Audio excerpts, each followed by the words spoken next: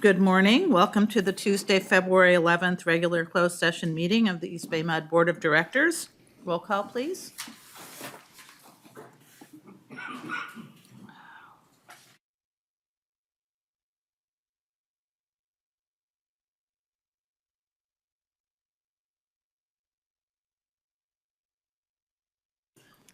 Let's start again. Director Chan? Present. Director Gomez? Here. Director Katz is not present. Director Lewis? Present. Director Odie? Here. Director Smith? Present. President Young? Here. Okay, we will now go to public comment. Looks like we have some blue cards. Looks like we have a bunch of blue cards. We have three. And do we have anybody online for comment? Give me 1 minute. We have no hands online for public comment at this time, and cards are coming in. Okay. Looks like they're all for Eric. Do you have a preference for? Yeah, I'd like to speak first. If you- Okay.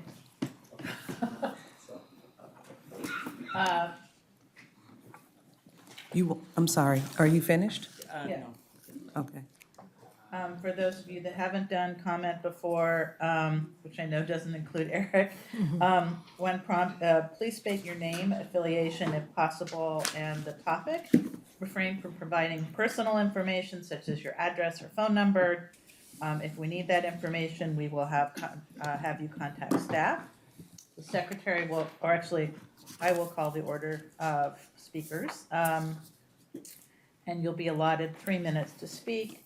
I do have discretion to amend that time, and I just forewarning, we will be ending at 3 minutes because we have a really long session before we go into closed session. If we have any hope of starting at 1:15 for our regular session, I'm gonna need to enforce those times. So with that, Mr. Larson. Thank you, President Young. Good morning, board members. Good morning, General Manager Chan. I have two items I wanted to speak on today. The first item was the Ledge HR committee cancellations, and the second item was agenda item number 3. So I would respectfully request 3 minutes for each item. And I'll try to be faster than that. Regarding the Ledge HR committee meetings, Ledge HR committee has been canceled since at least July of 2024.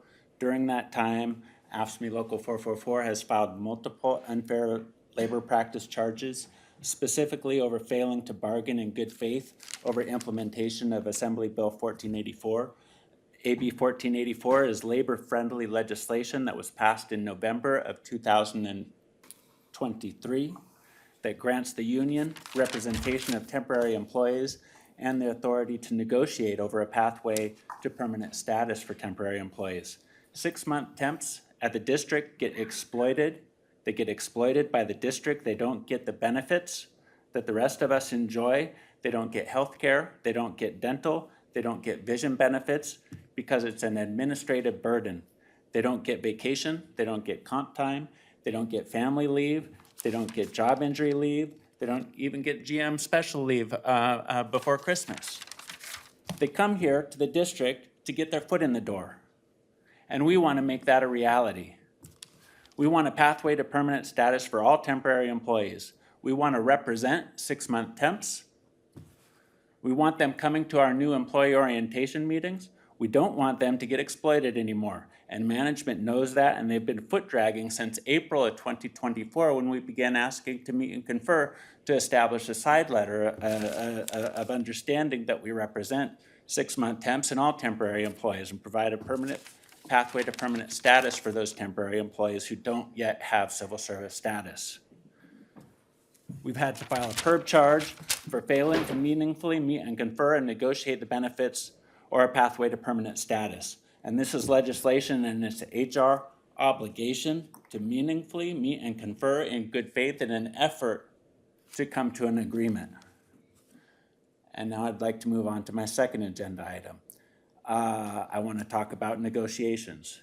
We've put our wage package on the table, and we put a high wage package on the table because we have not yet caught up from the high inflation of 2022 and 2023. And if Donald Trump is going to have an inflationary economic policy, we are not going to fall behind again.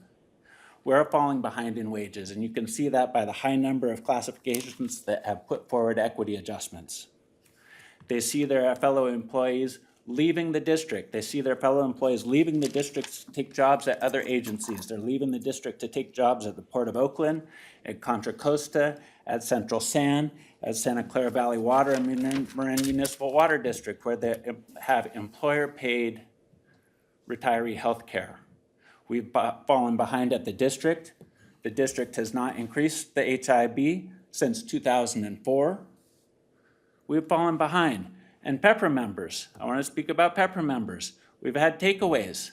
Pepper members have experienced a takeaway. Since 2013, the Public Employee Pension Reform Act has allowed the district to save 9% of payroll. That's what the district saves, 9% of payroll. That's what Pepper members are not receiving, 9% less. 9% less than me. When I work side by side, that Pepper member is receiving 9% less than me for a lower pension benefit that they're paying more into. And the district has not passed those savings on to us. They have not passed those savings on to the Pepper members. They have shown some crumbs. We appreciate, but they're crumbs. The $1,000 401k bonus is pittance compared to what the district is saving, the 9% of payroll that the district is saving on those Pepper members.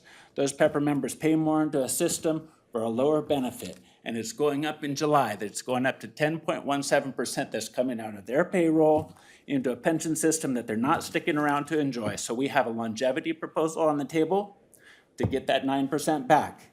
And we also have a wage proposal on the table, and we don't want to continue to fall behind.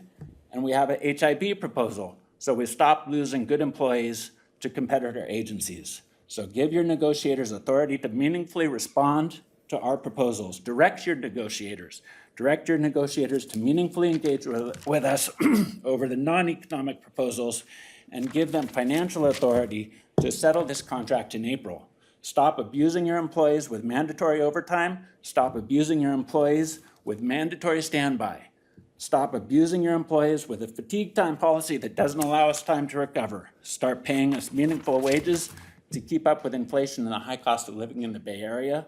Start paying your Pepper employees what they're worth, and start paying meaningful HIB for retirement. Make that a reality.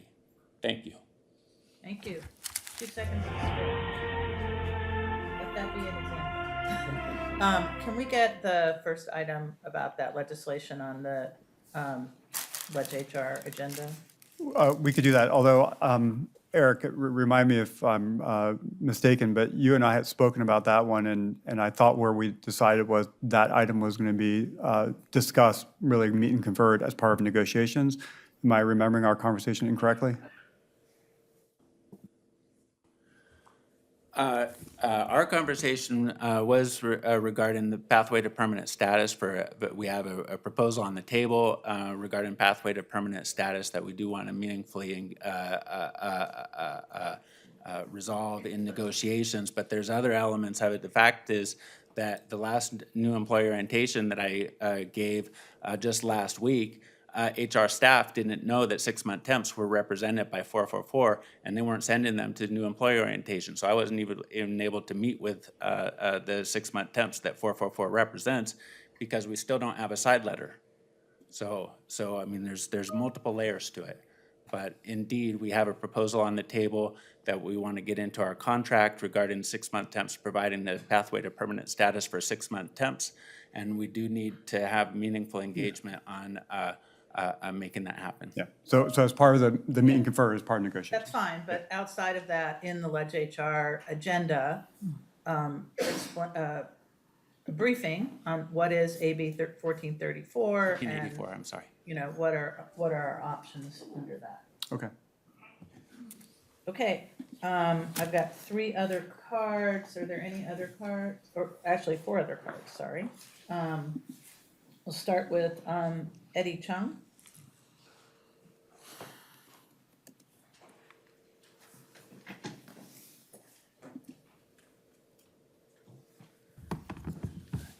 Good morning, board members, Madam President, and General Manager Chan.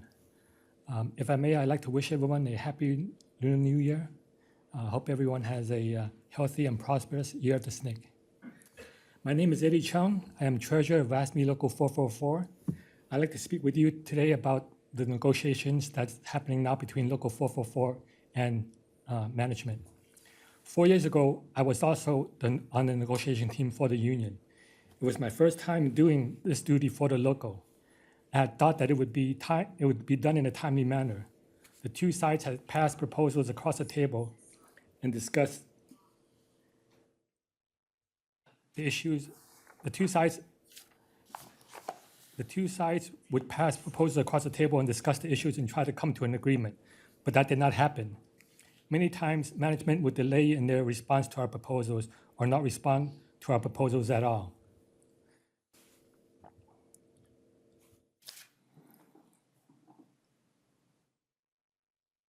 I'm sorry. It's okay. Just Many breathe. times, management would cancel meetings that had been scheduled. What should have been accomplished in a few months stretched out to over a year.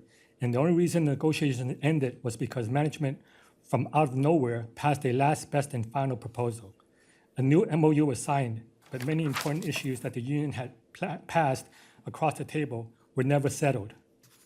One of the main issues was fatigue.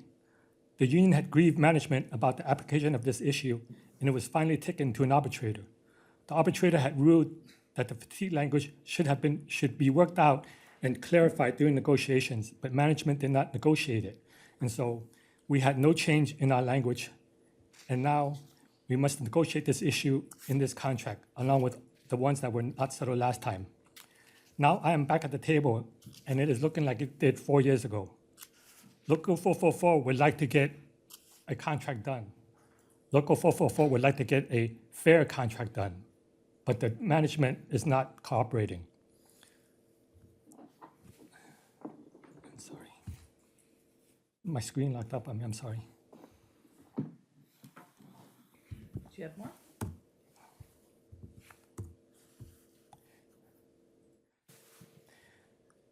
We would like to get it done in a timely manner. That is why we had started negotiations last fall, but management is not cooperating. We have passed proposals that deal with wages, equity adjustment, working conditions that affect our members, but they have not responded to any of these yet. Management has passed some proposals that are cleanup language only. Excuse me. Local 444 would want these negotiations to proceed and to come to a resolution that is equitable to everyone. We want management to come to the table ready to discuss the issues. We want to work out a contract that will get our management a decent wage with benefits that will enable them to stay at the district for 10, 15, 20 years. A contract that will allow our members to retire from the district after giving their time and expertise and feel good about having worked at EBMUD. Please direct management to engage with the union in a meaningful way and negotiate a fair contract. Thank you. Thank you. I think our board is also committed to a timely conclusion of our contract negotiations. I think that's a sentiment felt by everyone. Okay, next up I have Kevin Amdahl. Am I pronouncing that right? Yes. And then after that I have Gilbert Laredo and finally Michael Morgan. Go ahead. All right, thank you. Good morning to the board. President Young, General Manager Chan, thank you for taking the time and giving me the opportunity to speak. So, as stated, my name is Kevin Amdahl. I work at the district as a maintenance machinist out of the central machine shop at Adeline. I also serve as a shop steward and a member of the executive board for Local 444. I'm here today to speak in favor of Local 444's longevity wage proposal, specifically for the employees who are on the 2013 retirement plan. As almost everyone is aware, the Public Employee Pension Reform Act of 2013, as legislated by the state, significantly reduced retirement benefits for employees that have been hired since 2013. Local 444 has proposed longevity wage increases specific to PEPRA members, as we commonly refer to them as. The current proposal is asking for additional wage increments in the amount of 3% after 5 years, 3% after 10, 3% after 15, and then finally a 3.75 increment after 20 years. Whereas the current MOU offers PEPRA members a salary increment of 3.75 upon the completion of 20 years of continuous service. This is a cost that has been deferred by the district because really no employees will receive this benefit until at least 2033 at the earliest. In the current fiscal year, 2013 plan members cost the district less in that the employer contribution rate is roughly 9% less for members of the 2013 tier compared to the 1980 plan. Additionally, because under PEPRA, employees are required to contribute at least 50% of the normal cost to their pension plans, the proposed rate for 2013 plan members in fiscal year 26 will increase to over 10%. This is a cost borne entirely by the employee and deducted from their salary.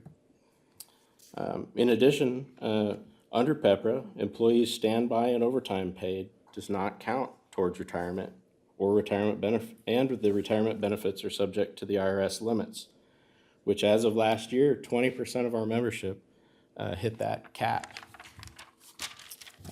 Employee recruitment and retention has been impacted negatively by the implementation of the 2013 plan.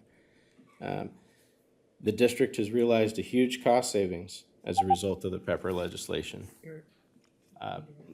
Okay, just a few seconds, please. The district should accept Local 444's proposal of longevity wage increments based on years of service milestones. This would be a step in the right direction for making pay more equitable for all district employees and would aid in recruitment and retention.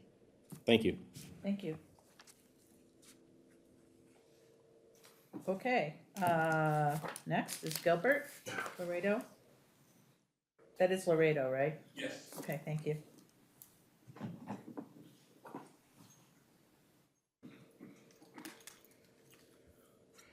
Good morning, members of the board, President Young, General Manager Chan.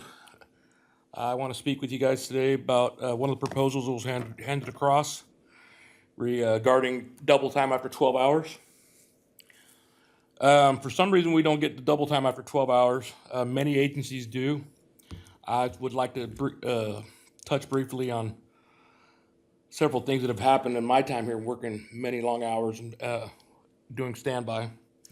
It's not uncommon when you're on standbys, especially during holidays or on the weekend, that if it's busy, you end up working 24 hours. I've missed plenty of Christmases, Thanksgivings over the years. And you try to plan accordingly when you take call, but sometimes depending where you're at seniority-wise, you don't always get the best picks. It's also not uncommon if you have back-to-back weeks where you have 100-plus hour pay periods. Studies have shown that the more hours you work, when you work long hours like that, it takes a toll on you physically and mentally. When you're on call, it's around the clock. This is extremely exhausting and stressful with minimal rest. You're kind of constantly sleeping with one eye open, waiting for one of your phones to go off. It's definitely not healthy for you when you don't get good rest like that. Your personal life is definitely affected. It disrupts your family life, school, childcare. Potentially costs you more in childcare too if you get working extended hours. Like for myself, I was a single father for many years, so I was constantly having to shuffle things around and juggling my call. With inflation these last few years, everything just costs more to live. We just simply want to get double time after 12 hours. It's not like we get it every week that we're on call, or every day for that matter, but it does, when it's busy and we're needed, we stand up, we come out to our jobs and handle our jobs in a professional manner to get the water flowing. Everything right now is costing everybody more money, from fuel, daycare, food, utilities, etc. The uncertainty of long hours actually costs us more money having to get food at the last minute on the fly because you've only got 4 or 5 hours of sleep because of an 8-hour rest period. By the time you drive home, relax, and unwind, and then you're back at it again after 4 or 5 hours of rest if you're lucky. We feel we're exploited and taken for granted in many of these situations. The long hours is definitely not healthy, and it takes a toll on us.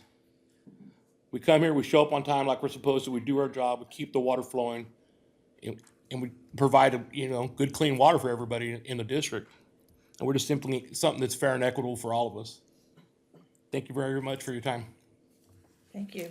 Gilbert, where do you work? I work out of South Yard, crew foreman, my apologies. Okay. On the water side? Yes,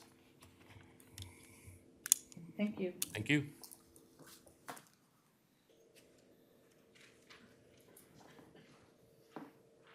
Oh, yeah, sorry. Michael Morgan.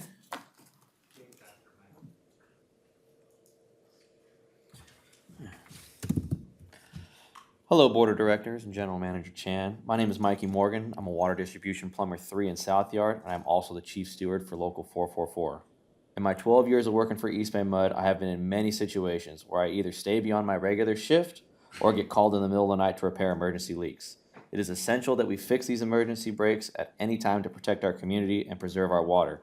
For these reasons, I'm here to talk about fatigue time. Fatigue time comes at a major expense to the workers in the field, sacrificing their sleep to make this happen. It has been many situations where I have worked 16 plus hours just to be off for 8 hours and get a call to wake me up and come back for an additional 16 hours. For a week of standby, it is not uncommon to work 30 plus hours of mandatory overtime for the week. I have had 69 hours of overtime in 1 week alone, and this isn't being greedy or choosing to work. This is mandatory work, and I will be reprimanded if I don't show up. This is for calls at 1 a.m., distributing sleep, or calls right when you come home from a commute and you must turn around and come right back to work. When you're on these schedules, not only do you miss out on family and personal time, but the sleep schedule is thrown out of cycle. I'm not sure about you, but I can't just walk in the door after work and fall directly to sleep. The current practice also doesn't consider driving, eating and cleanup, as well as trying to fall asleep in the daytime when you're normally awake and working.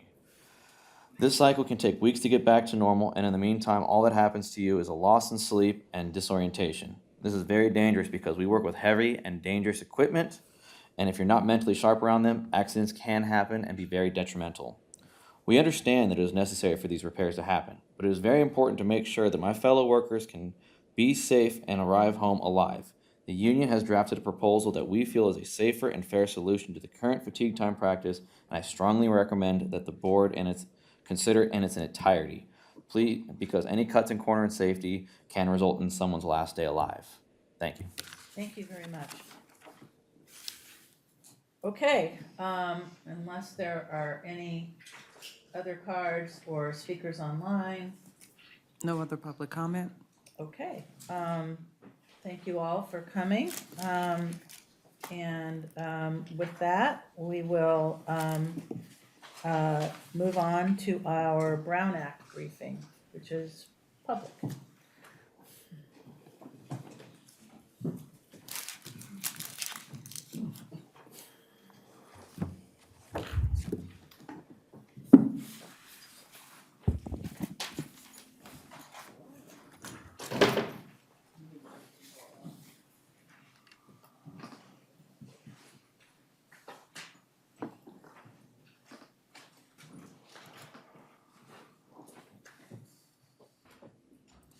You all set?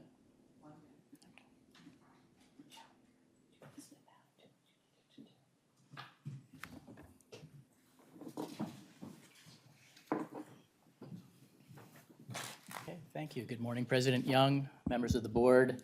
I'm here today with Assistant General Counsel Lourdes Matthew to provide our annual update on Brown Act, revisions to the Brown Act and conflict of interest laws, as well as an overview of the ethics policy. This is required by Board Resolution 33414.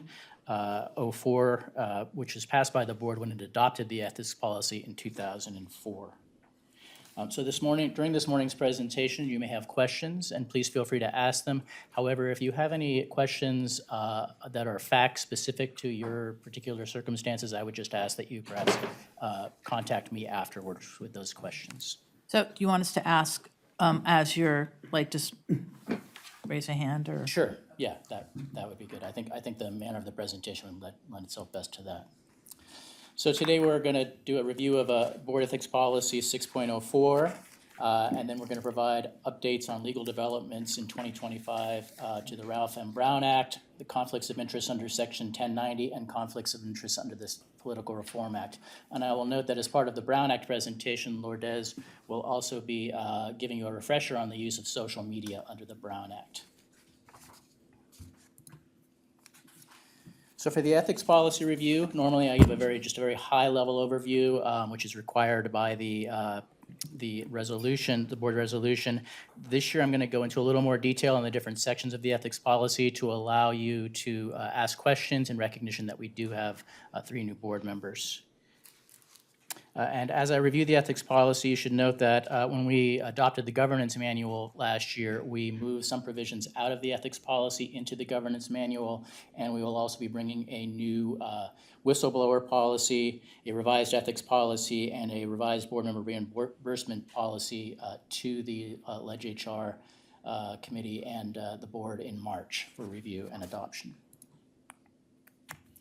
So just to go through the ethics policy, the purpose of the policy, which is the guiding principle for the board, is to promote awareness of ethics, integrity, and fidelity as critical elements of the board members' conduct and in the achievement of the EBMUD mission. The policy itself is based on numerous relevant laws, including constitutional provisions, the Political Reform Act, Section 1090, the MUD Act, and the Penal Code. And it's also based on policy decisions of the board in furthering ethics and transparency in EBMUD governance. The policy starts with responsibilities of public office, under which the board members agree to uphold the state and federal constitutions, comply with applicable open government conflict and disclosure laws, fulfill all legally required training requirements, including ethics and sexual harassment prevention training, and work in full cooperation with other public officials unless legally prevented from doing so. Under the policy, the board strives to guarantee fair and open processes involving the public by fully complying with the Brown Act, open meeting requirements, and a few years ago, the policy itself was amended to require disclosure of any oral or written communications with persons regarding adjudicatory or quasi-adjudicatory matters before the board. And that is kind of a rare event, but it would essentially be perhaps an appeal that comes before the board on a denial of a permit.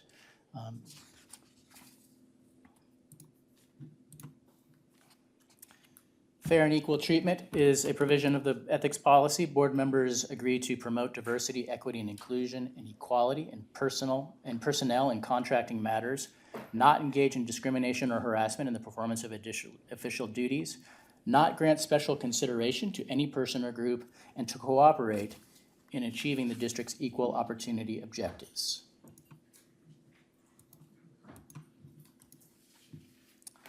The policy requires board members to properly use and safeguard district property and resources. And so board members agree to safeguard district property. And by property, that includes equipment, money, and assets. The board members are precluded from asking or requiring district employees from performing services for personal benefit or profit. Board members protect and properly use any district asset within their control, including information recorded on paper or electronically.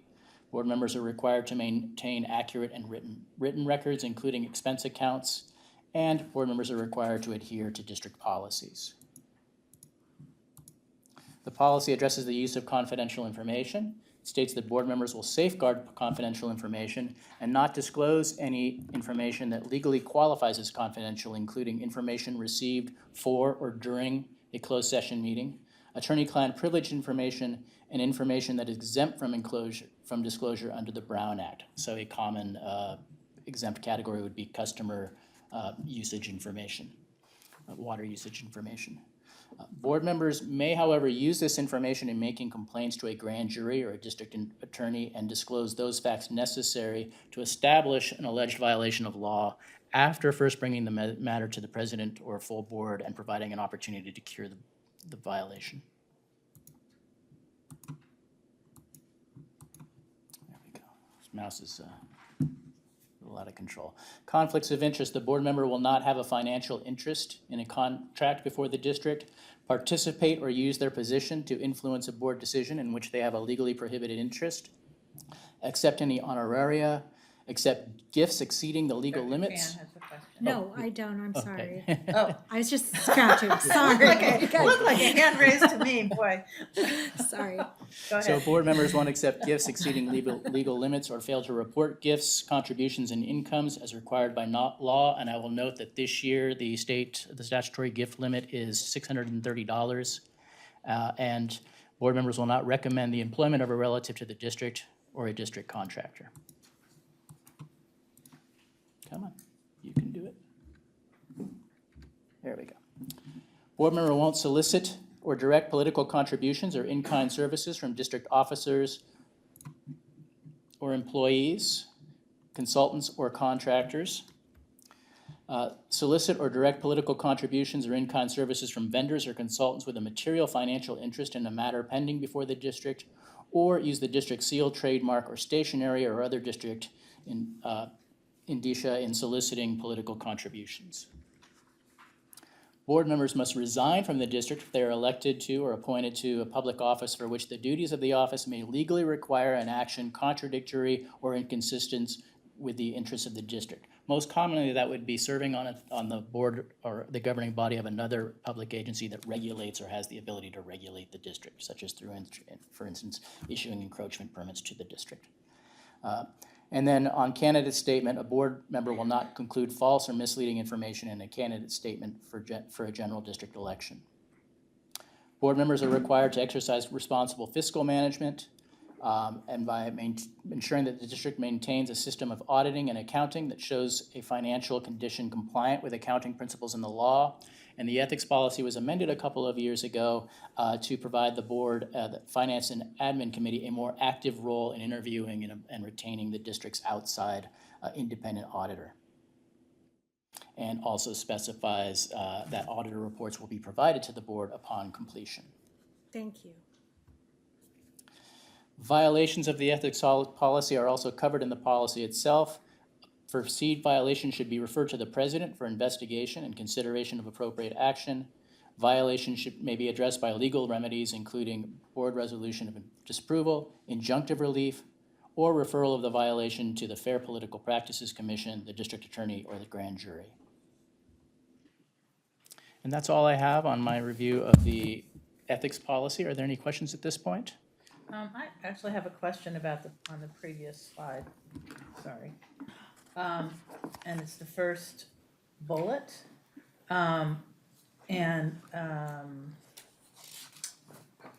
We've encountered rather cumbersome processes associated with dealing with that particular issue. And I'm wondering if there is an opportunity to address that in some way that would help any perceived violation to be dealt with in an expeditious, all due diligence necessary, but with in an expeditious way, so that both it gets a violation of the ethics policy is a serious matter, and deserves to be addressed in a timely way, and that has not happened. So I guess I'm wondering what we can do to look into that as a better process than what we've had in the past. Yeah, I think there are two things that we can do. First of all, as we review the revisions to the ethics policy that we'll be bringing to the board in March, there'll be an opportunity to amend the policy and perhaps streamline the policy itself. The other thing that we can do is better prepare to address, for instance, investigations of the violations of the ethics policy. They are very rare, and what we've seen in the past is it's been somewhat cumbersome to find independent investigators, et cetera. And so to have that process in place ahead of time is something that we can do to streamline it. I would think time limits would be an appropriate thing to include. Okay, I will certainly note that. Are there any other questions? Yes, Director Odie. Thank you. And not that anything is going on, but if you can just remind the listeners, if the perceived violation is by the president, what's the alternative? I believe that it is then reported to the Vice President. Okay. Thank you. Not just, just for clarity. Director Young doesn't seem concerned. So. Okay, if there are no further questions, then I will turn it over to. I just have one comment, Derek. I wanted to just, General Counsel, I just want to thank you for putting in the complete auditing procedure in this deck. Thank you for, because it's a new procedure. I worry people forget about it. Thank you. You're welcome. Great. So I'll invite Ms. Matthew up to continue the presentation on the Brown Act.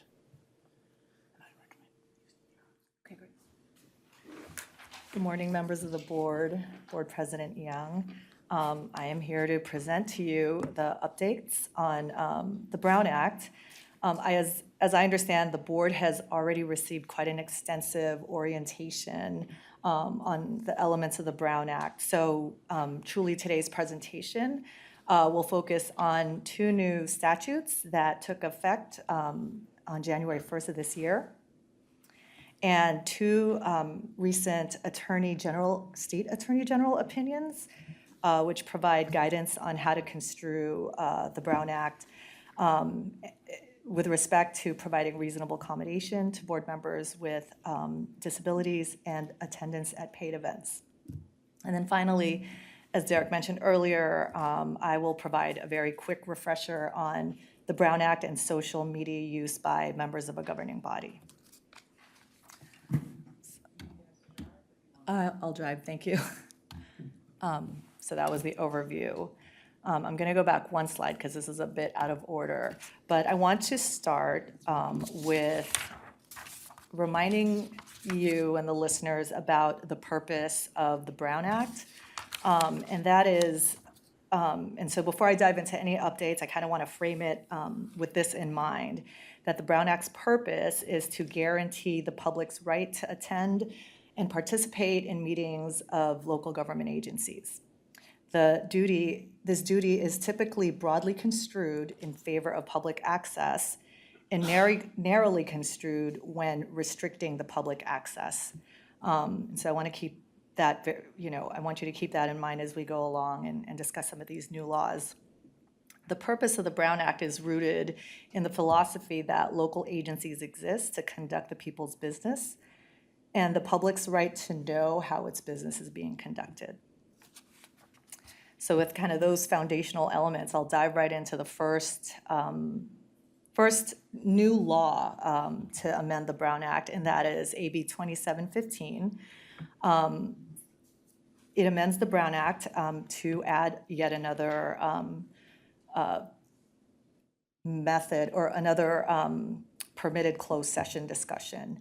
So as you're aware, all meetings of the governing body must generally be held open and public unless there is an express and specific exemption that permits the meeting to be held in closed session.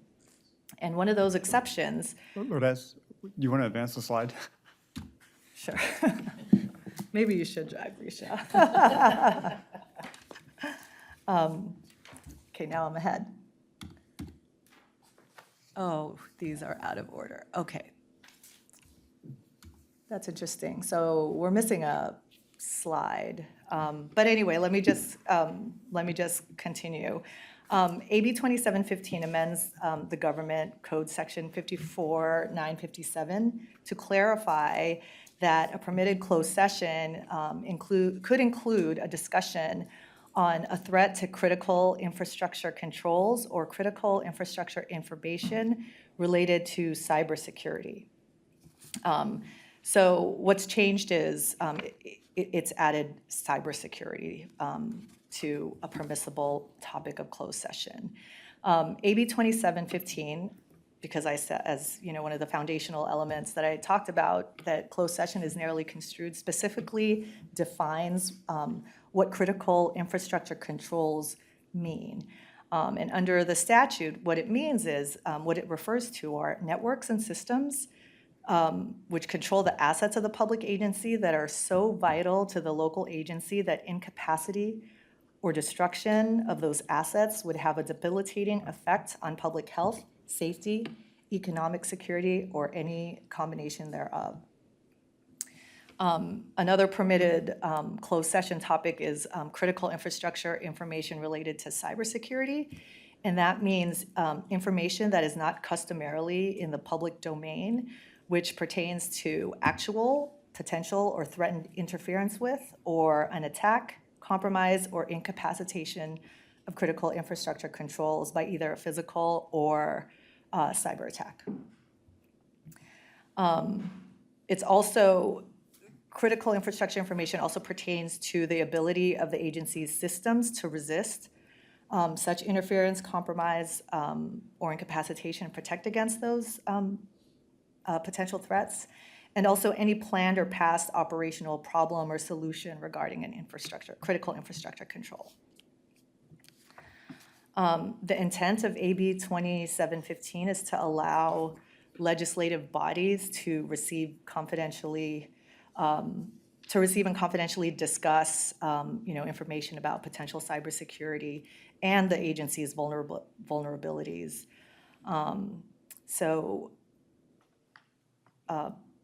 As I said before, because when access to the public meetings is restricted, courts would apply an area of construction, and so it's important that these elements, we keep these elements in mind, when holding a closed session related to these items. Are there any questions so far on this? Okay.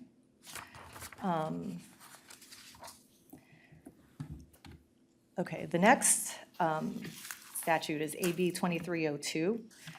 And it also took effect this year, and it simplifies some of the rules related to the number of meetings that a member of a public body may attend remotely.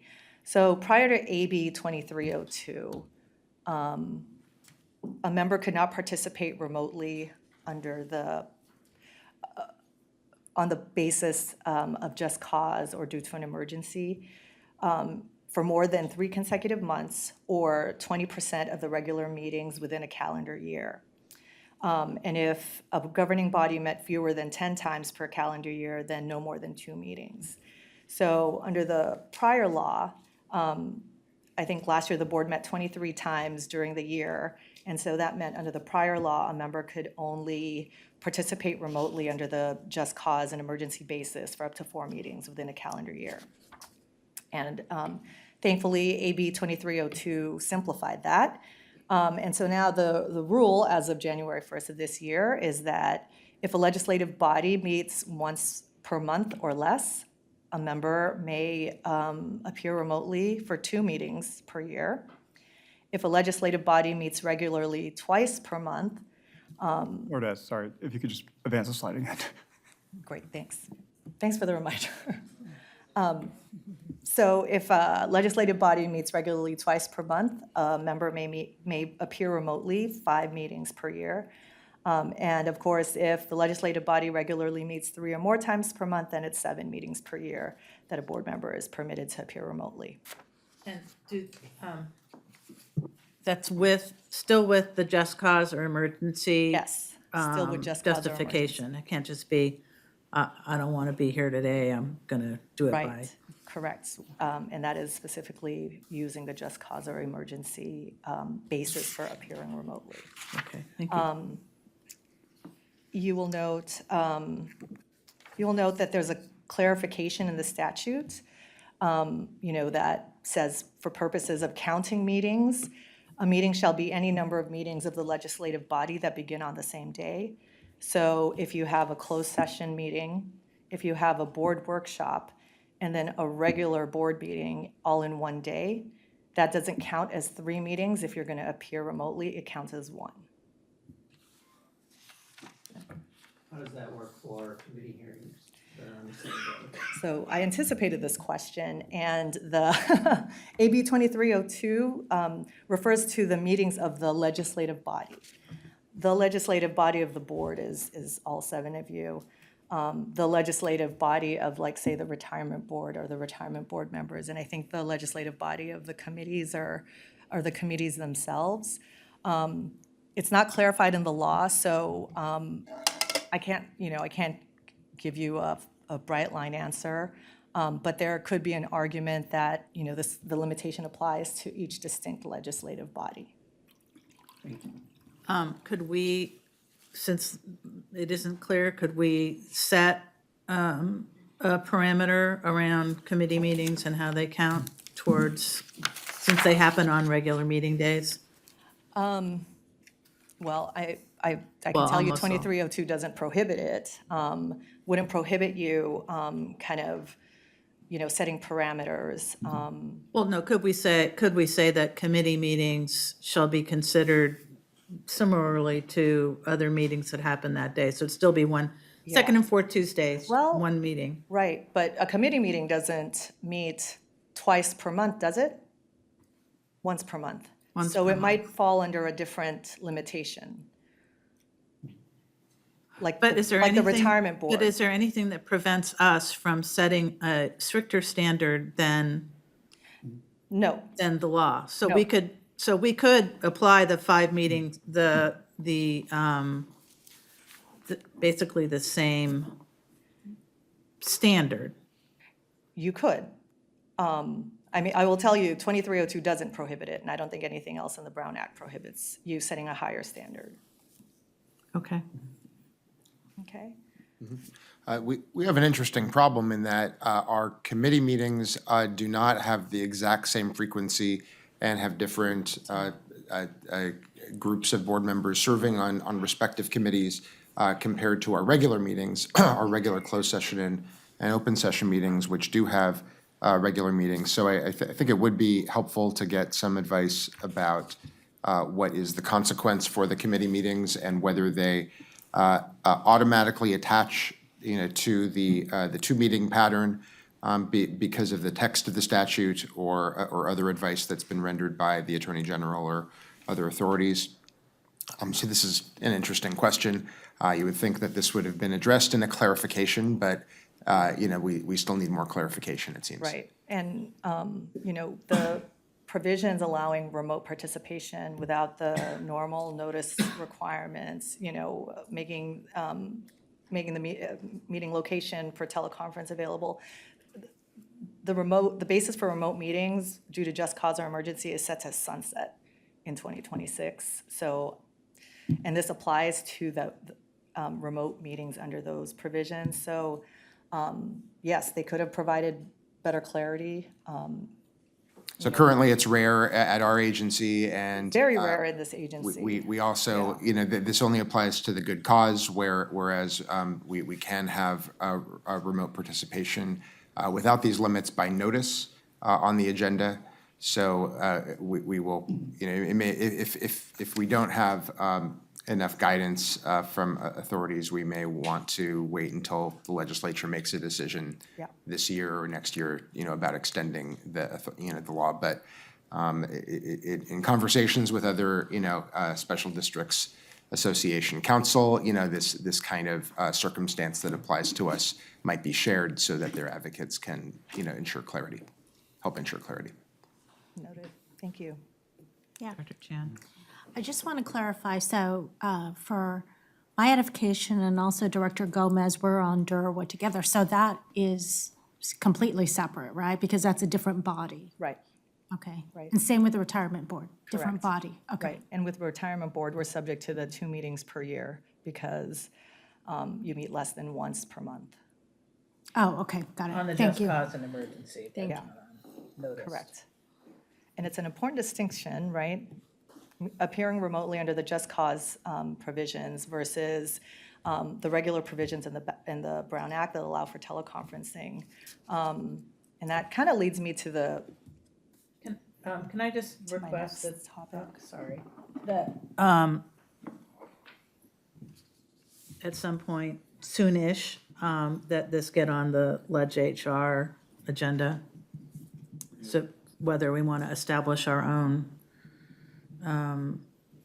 policy that would not be less strict than the Brown Act, obviously.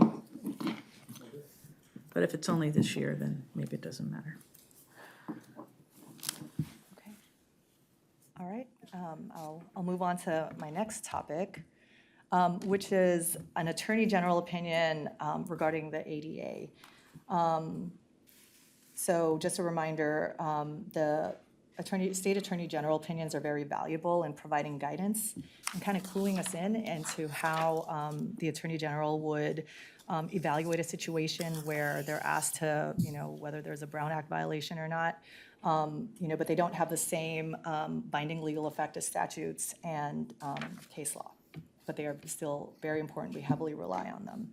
So the first of the two cases that I'm about to talk about overturns a 24-year-old Attorney General opinion pertaining to the application of the Americans with Disabilities Act to the Brown Act.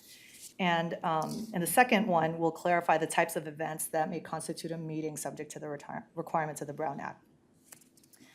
The first AG opinion was one requested by the Lieutenant Governor of California. And she asked whether the Americans with Disabilities Act require that a local agency's legislative body allow remote participation for a member with a qualifying disability that precludes their in-person attendance at meetings of the legislative body.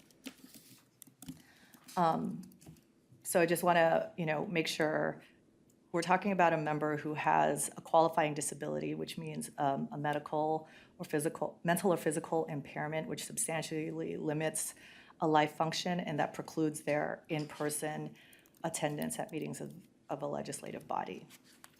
And the Attorney General answered that yes, the ADA does require or would require the legislative body to allow remote participation as a reasonable accommodation, provided that remote participation simulates in-person attendance by using a two-way video and audio streaming in real time, and the member discloses the identity of any adults present with the member at the remote location.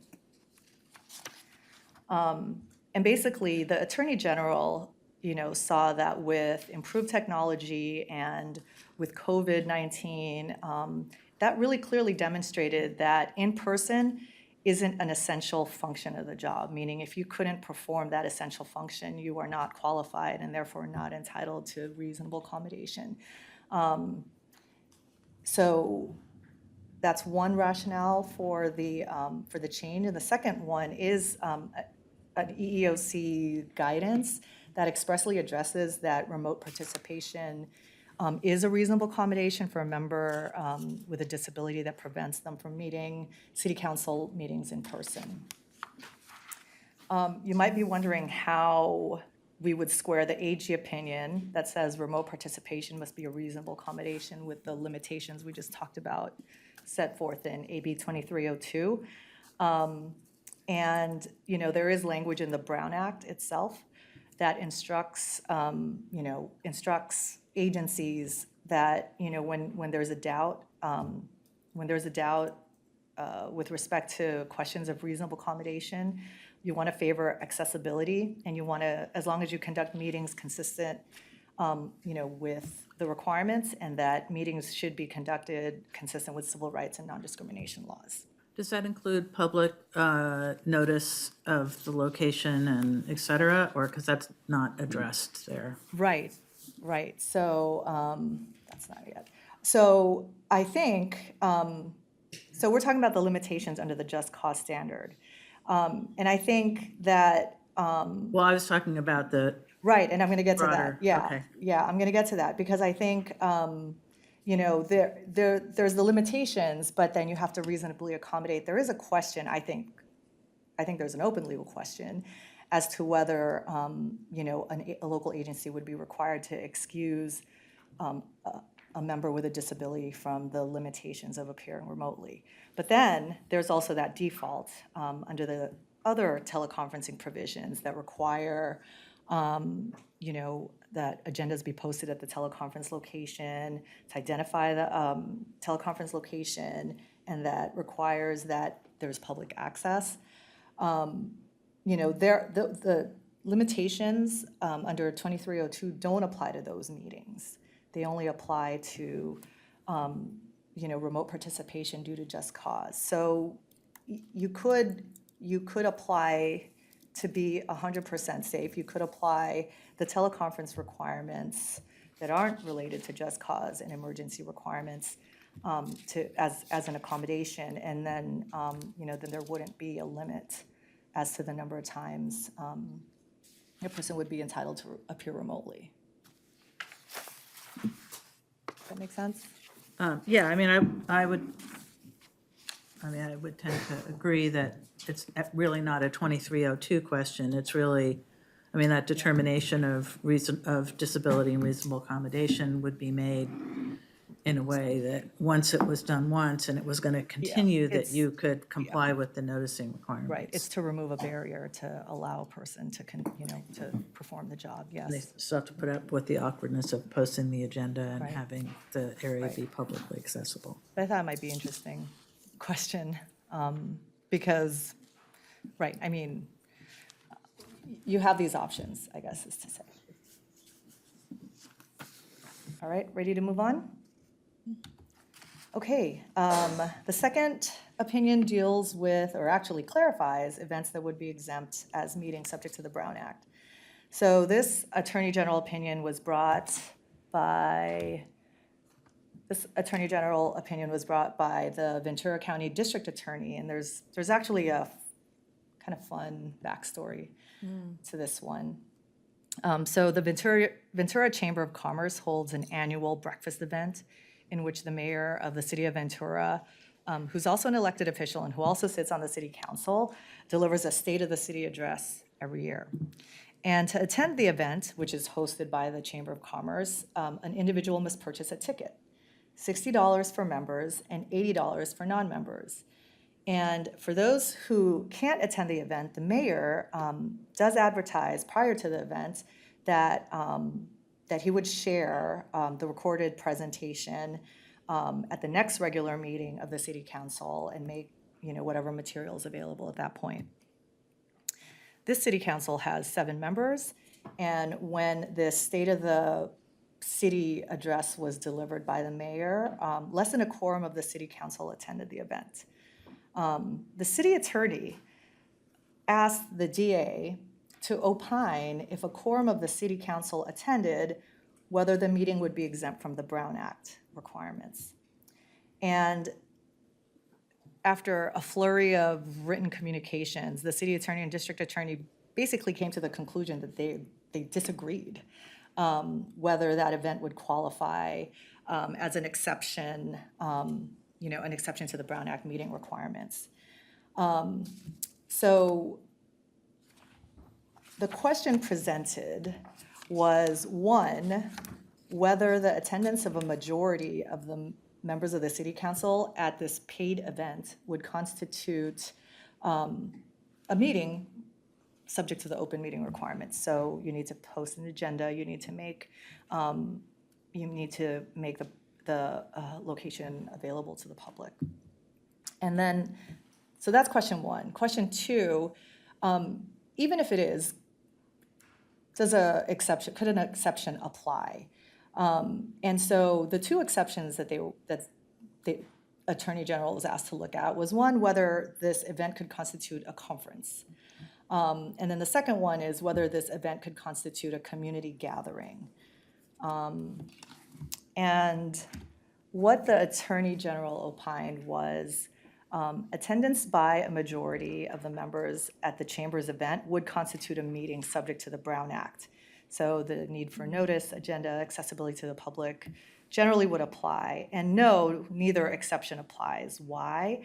Well, it's not a conference because the event constituted a single speech by a single official regarding the state of the city, over which the members have jurisdiction and the mayor has jurisdiction. And a conference typically requires that there are multiple presentations, facilitating an interchange of views among multiple parties, like training workshops, and that there are different people presenting different topics.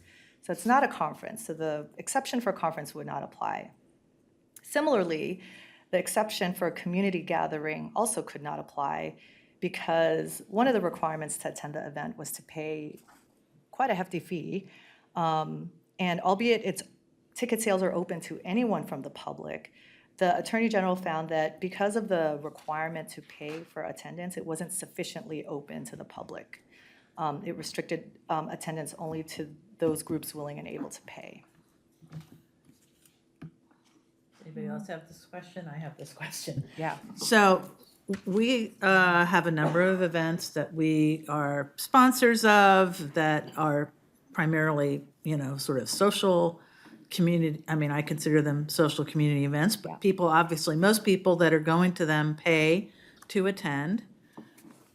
The agenda is rarely, if ever, about our agency.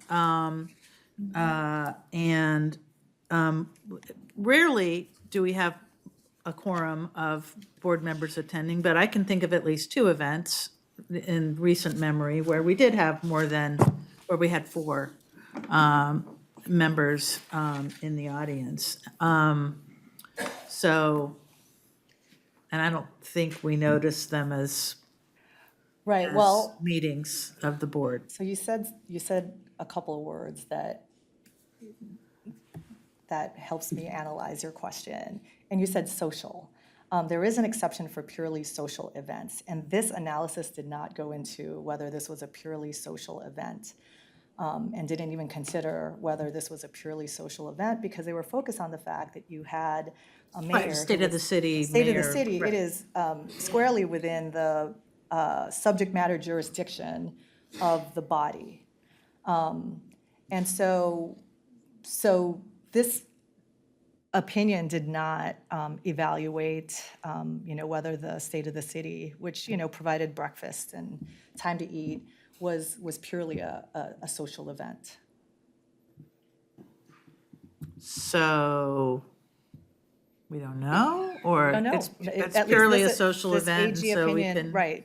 Right, didn't evaluate that aspect, but it did focus on, it focused on the fact that so not a quorum of the city council members attended, but if a quorum had attended, if a majority had attended, and you're discussing business, generally it should be,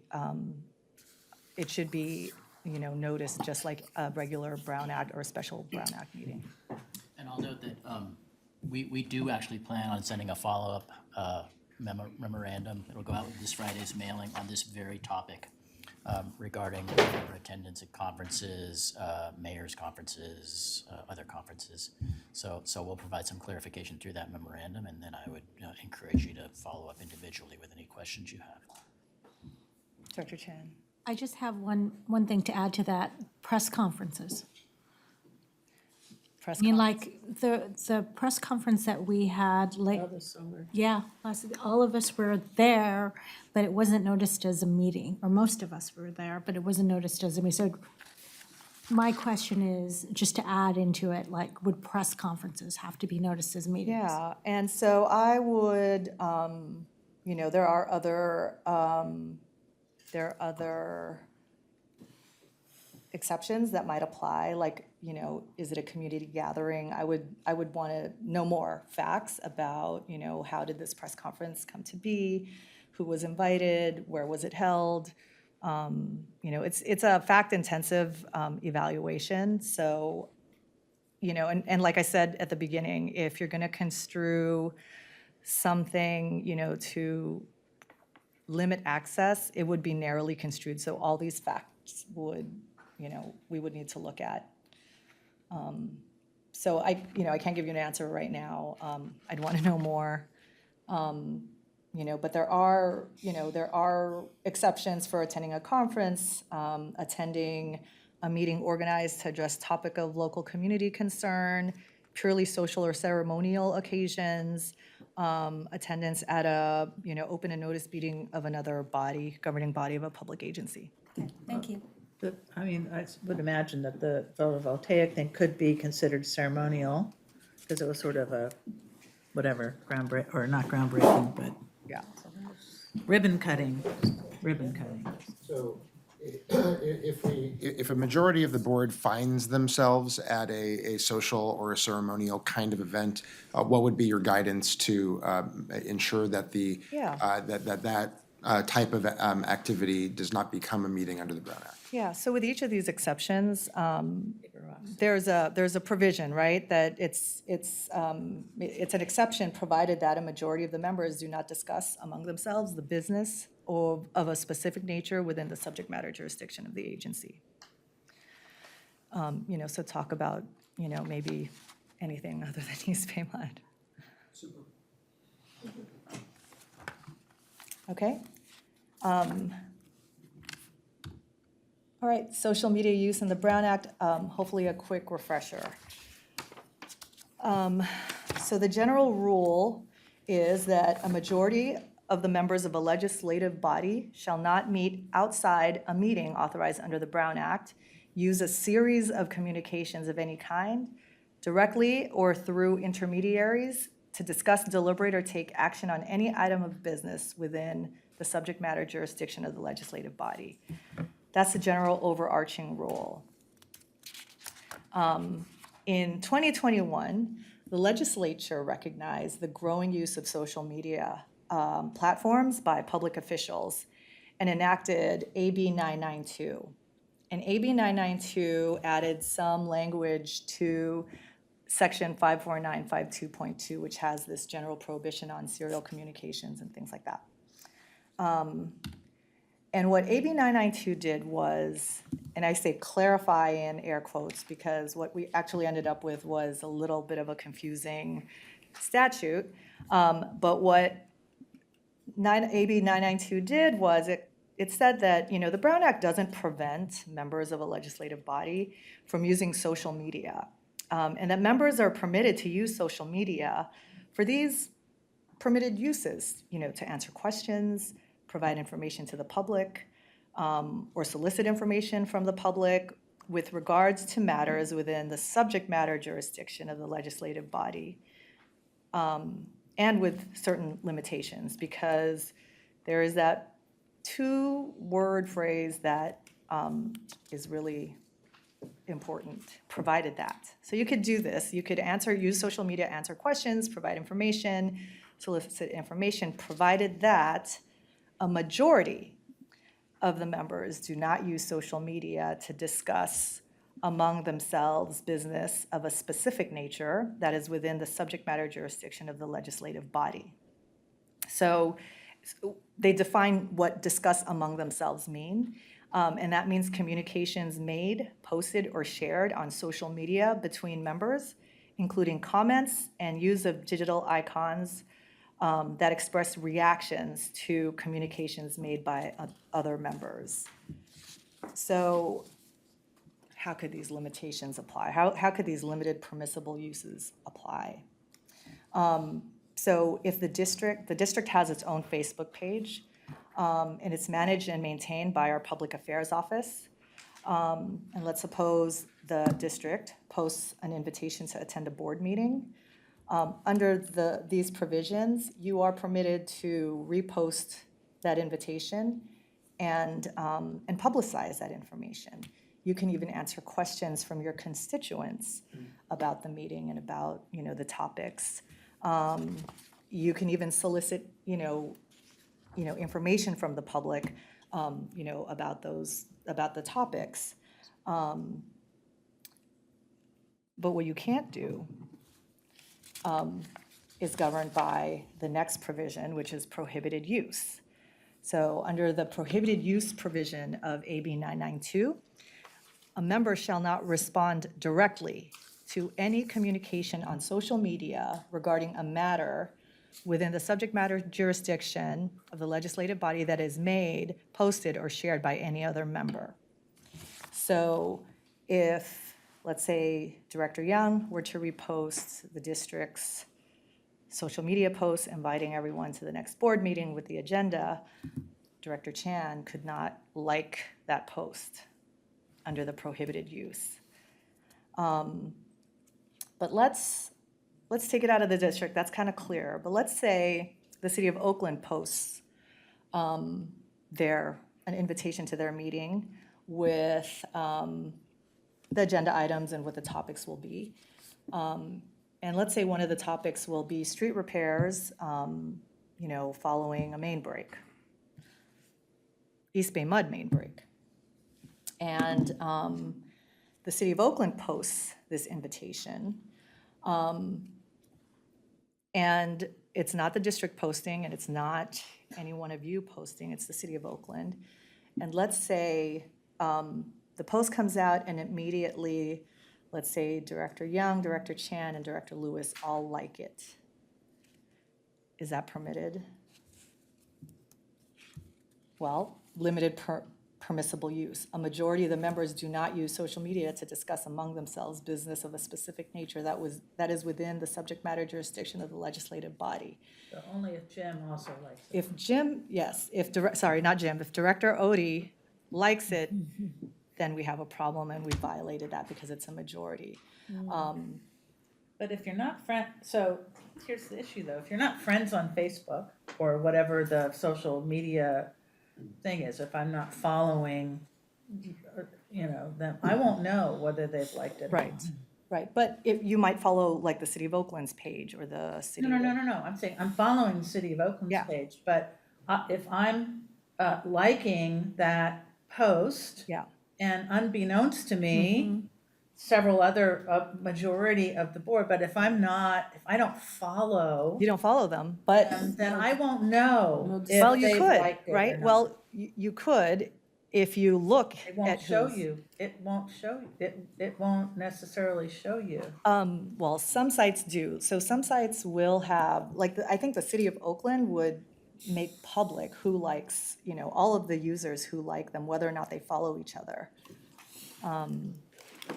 So you want to be diligent and you want to look, before you like something, you want to see, well, who's liked it and see if, if any other members of this board have, liked or even commented, right? So it's not just like, if they've commented, if say Director Chan commented and Director Gomez liked it, that is a discussion among themselves under the definition. What if it, okay, never mind. Yeah. So those are just kind of, those are just a few examples. What can you do? If someone posts, this is a great restaurant in Uptown Oakland, everyone should go to it. As long as there isn't any commentary about a matter, right, about the water or the delivery of water, thumbs up. Okay, are there, I did have a question, because you also had the dislike icon on there too, right? yes. So say, for instance, there's an issue coming before us, and I post my opinion on it, and then three others post their opinion, and then all of a sudden I see those opinions. I mean, isn't that really a Yeah, chain meeting? yes, So it would be. we have to be cognizant of what we actually post about issues coming before the board. Correct. And, if you want to be absolutely safe, especially if anyone is posting here, don't post on each other's webs, or don't react or comment on each other's posts. But just knowing, I mean, to me, that sounds like a chain or a daisy meeting or whatever it's Right. called. right? Serial meeting. Serial meeting.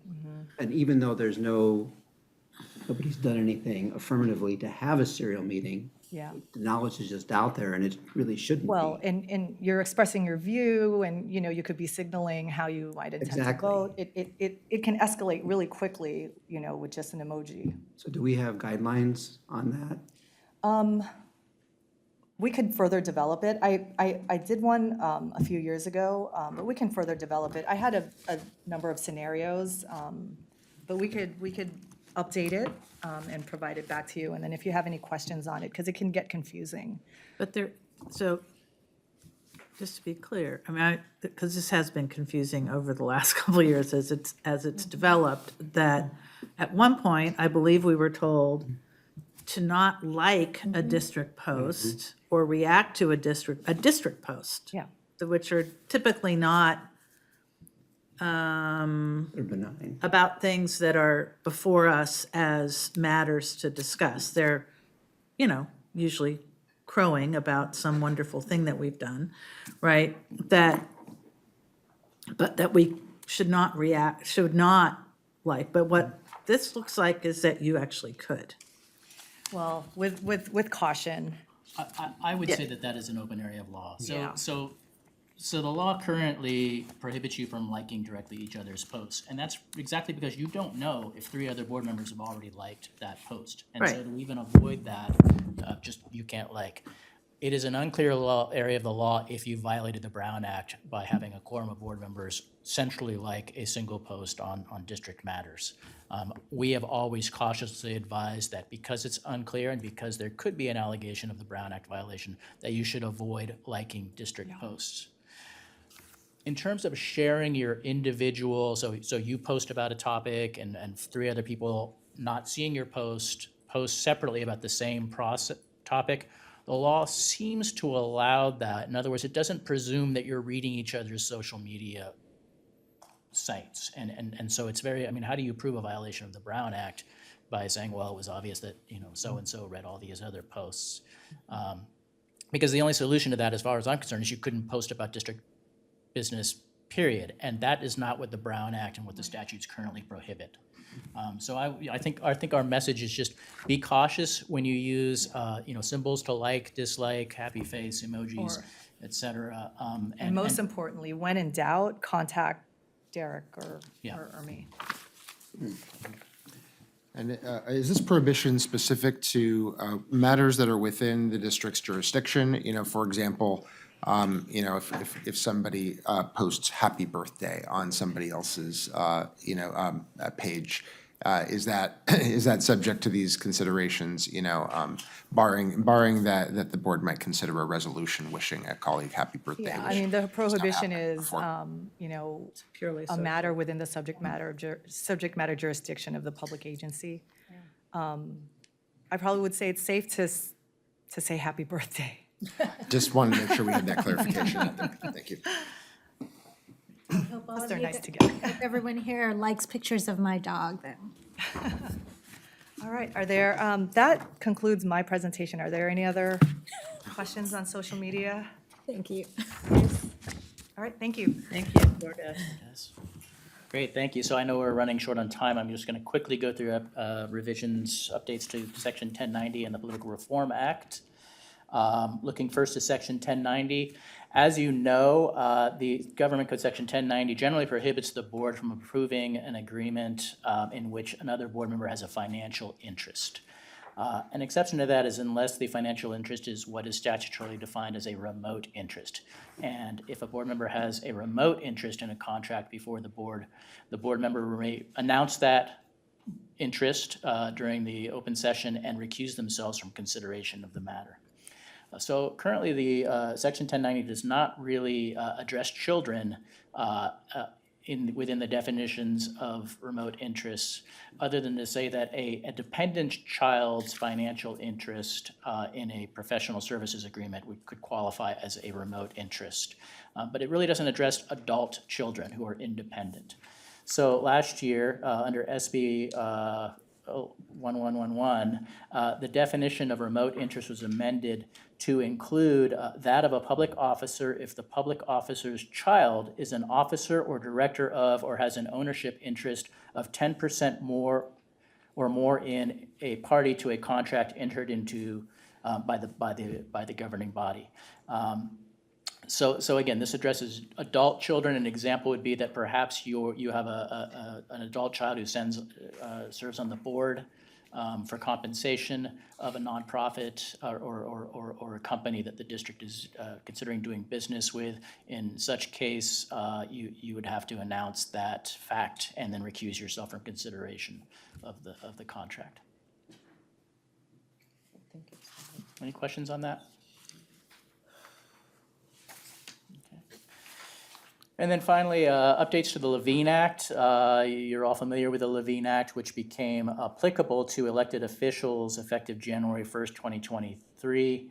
It limits your ability to accept donations from parties or participants with financial interests that you know or have reason to know have a matter pending before the district involving a license, permit, or other entitlement to use. So the Levine Act was amended, and this will be effective January 1st, 2026. First of all, the contribution threshold on donations was raised from $250 to $500. And under the Levine Act, if you have received a contribution based on a matter that's under consideration from a party with a matter under consideration before the board, you may cure a violation of the Levine Act by returning that contribution within 30 days. Under the amendment effective January 1st next year, you'll have 30 days to cure that violation. And then there are also some new exemptions from the definition of a license, permit, or other entitlement for use, and those include contracts valued at under $50,000, contracts between government agencies, and contracts that do not include financial compensation. So that is all we have today, unless you have any questions. We always end with this slide, and that is to really emphasize that ethics laws are many, multi-layered, and complex, and if you have any questions, please do not hesitate to contact me. You may also directly contact the Fair Political Practices Commission, either via the internet or through their 1-866 Ask FPPC line. Does our, I know we made changes to our election contribution policy last year. Does this, how do we conform? I think we're stricter. Our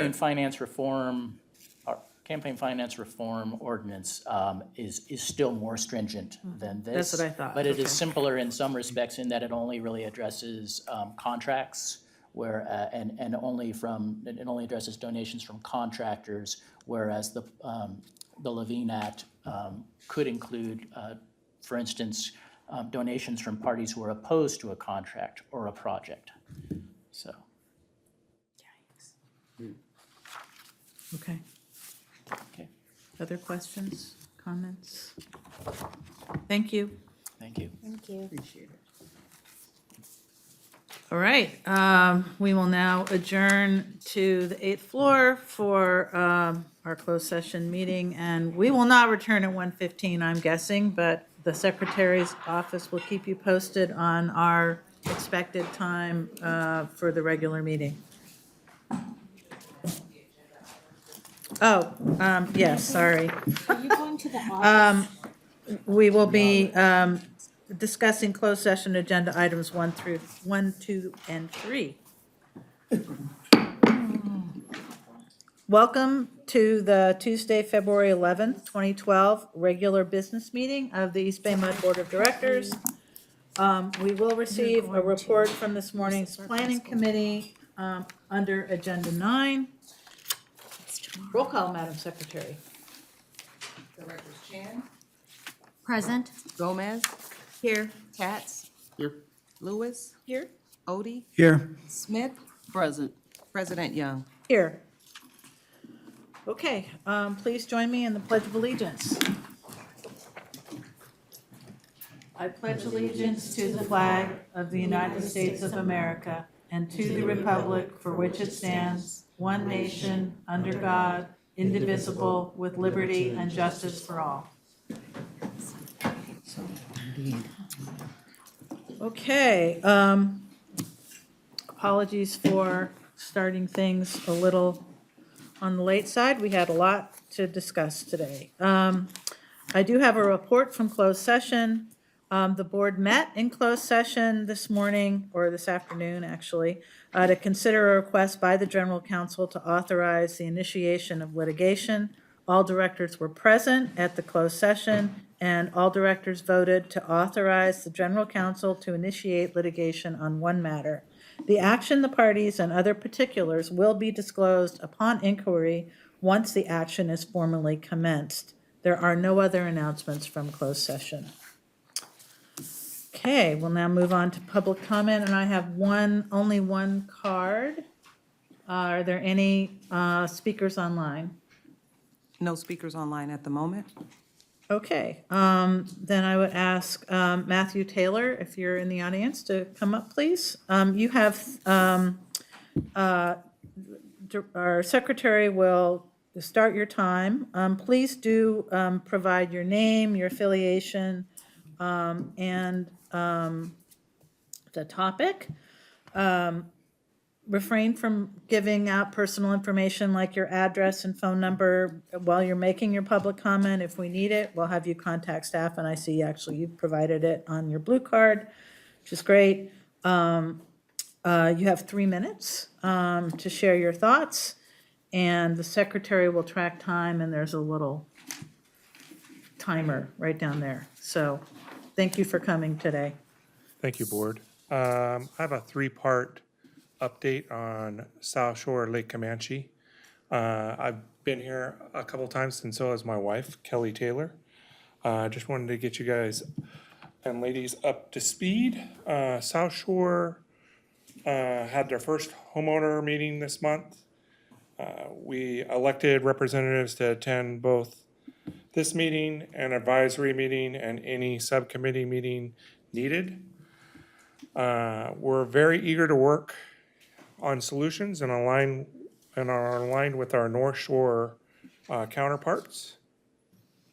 It would be great for both South Shore and North Shore to have a board member assigned and properly represent us, as we're not being currently represented on your board. So that's one of the things that we would love to have. As stated before, we are concerned with both the alcohol and jet ski ban, realizing the jet ski ban is not in effect as we are dealing with the golden mussel issue statewide. As for the alcohol ban, Mr. Beckham notified my wife, Kelly Taylor, that he was open to hear concerns on the March 20th advisory meeting, which we will be attending. However, we're not stopping the ban. We have asked for supporting data for this ban because it was brought up to our attention that there's an increase of accidents, but when we look online, we do not see any of that data. We want consensus and not one individual that's not really representing us making these rules. And so that's why we're banding together and wanting some support from this board and representation. Thanks for your time. If you have any questions, I am here to answer. Okay, thank you. And I'm assuming we'll get regular information memos on progress of discussions, or it'll be presented at the planning committee. Yeah, we can provide an update to the committee. When is it on the next, what planning committee meeting will it be on next? Not the next one, but I think it might be the one after that. Okay, so that would be the second Tuesday in April, first meeting and second Tuesday in April Okay, would be when it's next on the agenda for your Okay. purposes of planning. thank you. Okay. All right, there are no other public comments. We will move on to the consent calendar. There are 6 items. Are there, we don't have any public comments related to those items. Are there any board members who would like to pull items from the consent calendar? Doesn't sound like it. Then do I have a motion? That's Director Gomez moves, and I'll second. Director Chan provides the second. All those in favor? Aye. Aye. Opposed? Abstain? Okay, the consent calendar passes. We'll now move on to determination and discussion. to Yep, we Manager have Chan. Kathy Viatella, our Manager of Legislative Affairs, to share information about the various presidential executive actions that are relevant to the district. Okay.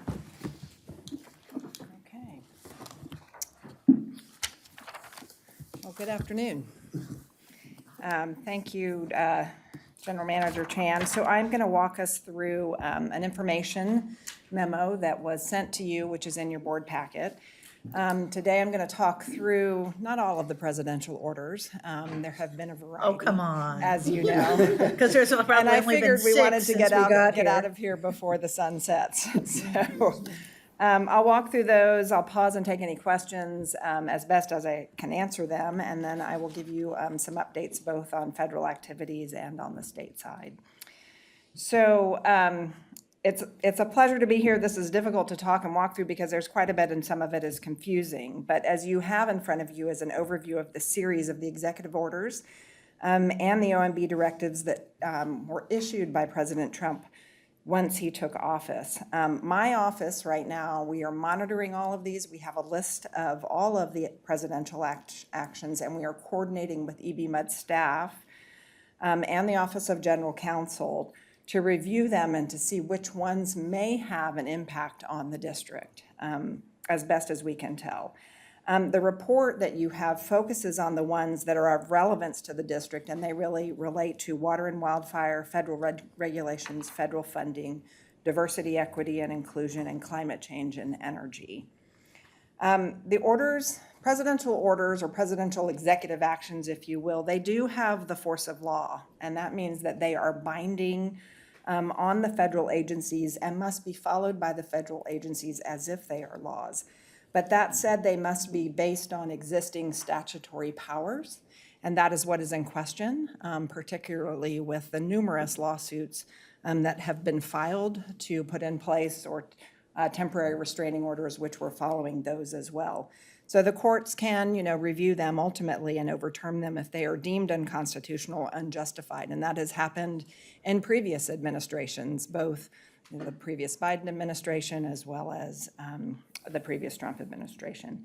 And it is not uncommon for presidents to issue executive orders and to review federal assistance, which is happening now. And they usually typically do that in the first 100 days of their administration. However, the situation today is the various presidential executive actions have created a lot of confusion. And because of the number of cases that have been filed, and because there are so many, I think that's what we're all trying to work through. So I'm going to draw your attention to a few of them.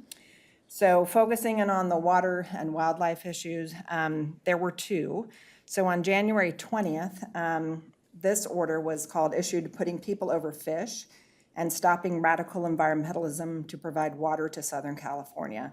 And this particular order was really kind of a direction to the Secretaries of Interior and Commerce to route more water from the Bay Delta to other parts of the state with a requirement to report to the president within 90 days on the progress and those recommendations. So it was kind of a high-level directive. And then subsequently on January 24th, after visiting the Los Angeles wildfire disaster area, the president issued a second emergency or executive order called the Emergency Measures to Provide Water Resources in California and Prove Disaster Response in Certain Areas.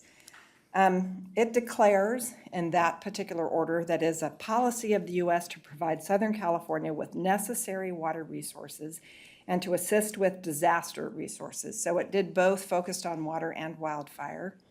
It directs half a dozen federal agencies, including Defense, Agriculture, Homeland Security, Commerce, Interior, and Agriculture, to find ways to maximize water deliveries, including a section that really directs Interior to find a way to essentially circumvent state and local laws that control various aspects of water management in California.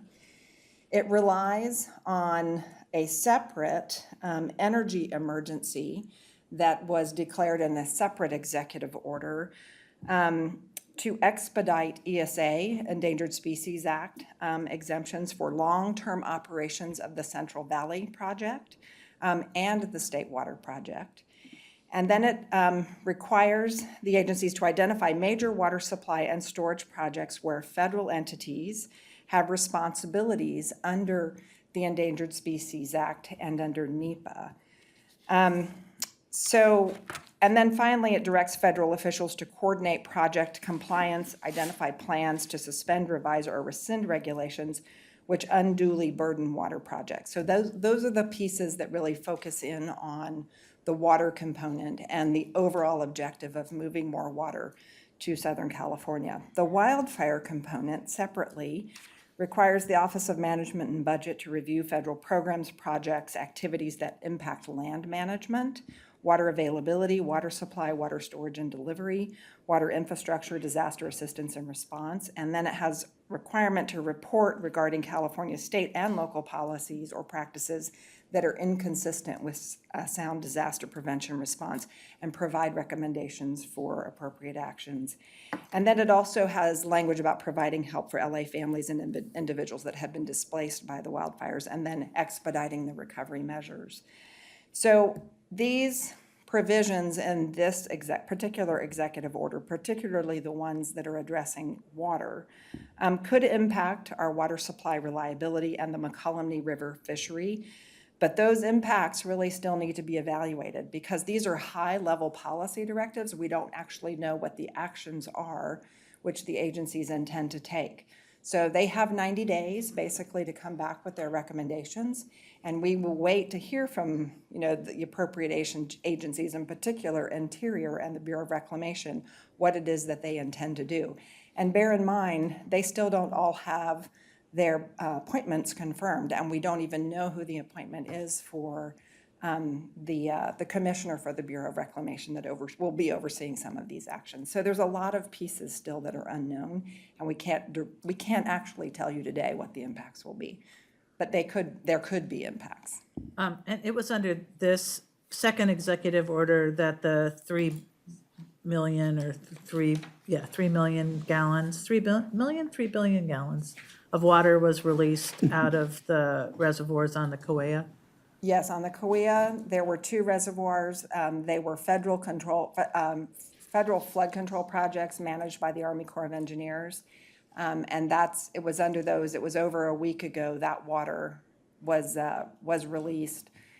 And with the intention, that this water was going to be provided to Southern California, which it did not. Intention. Right. It did not make its way down there. And would not have.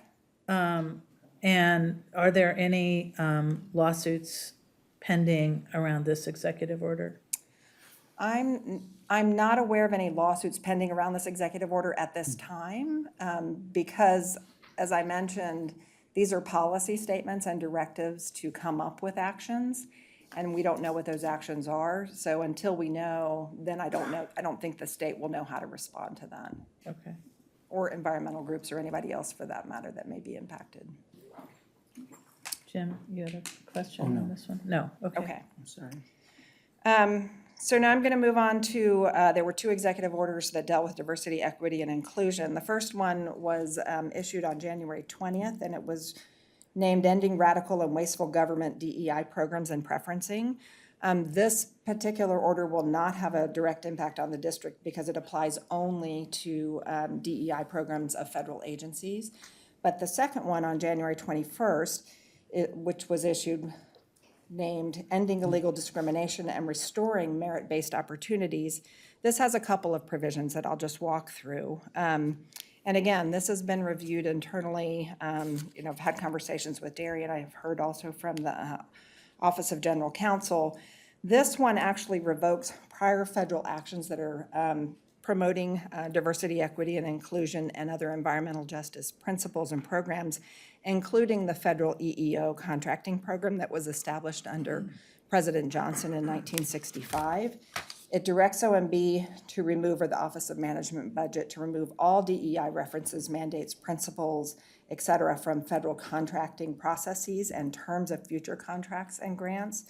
It requires federal contractors or grantees to certify that their DEI programs comply with federal law, so federal anti-discrimination laws. It encourages the private sector to end DE&I programs.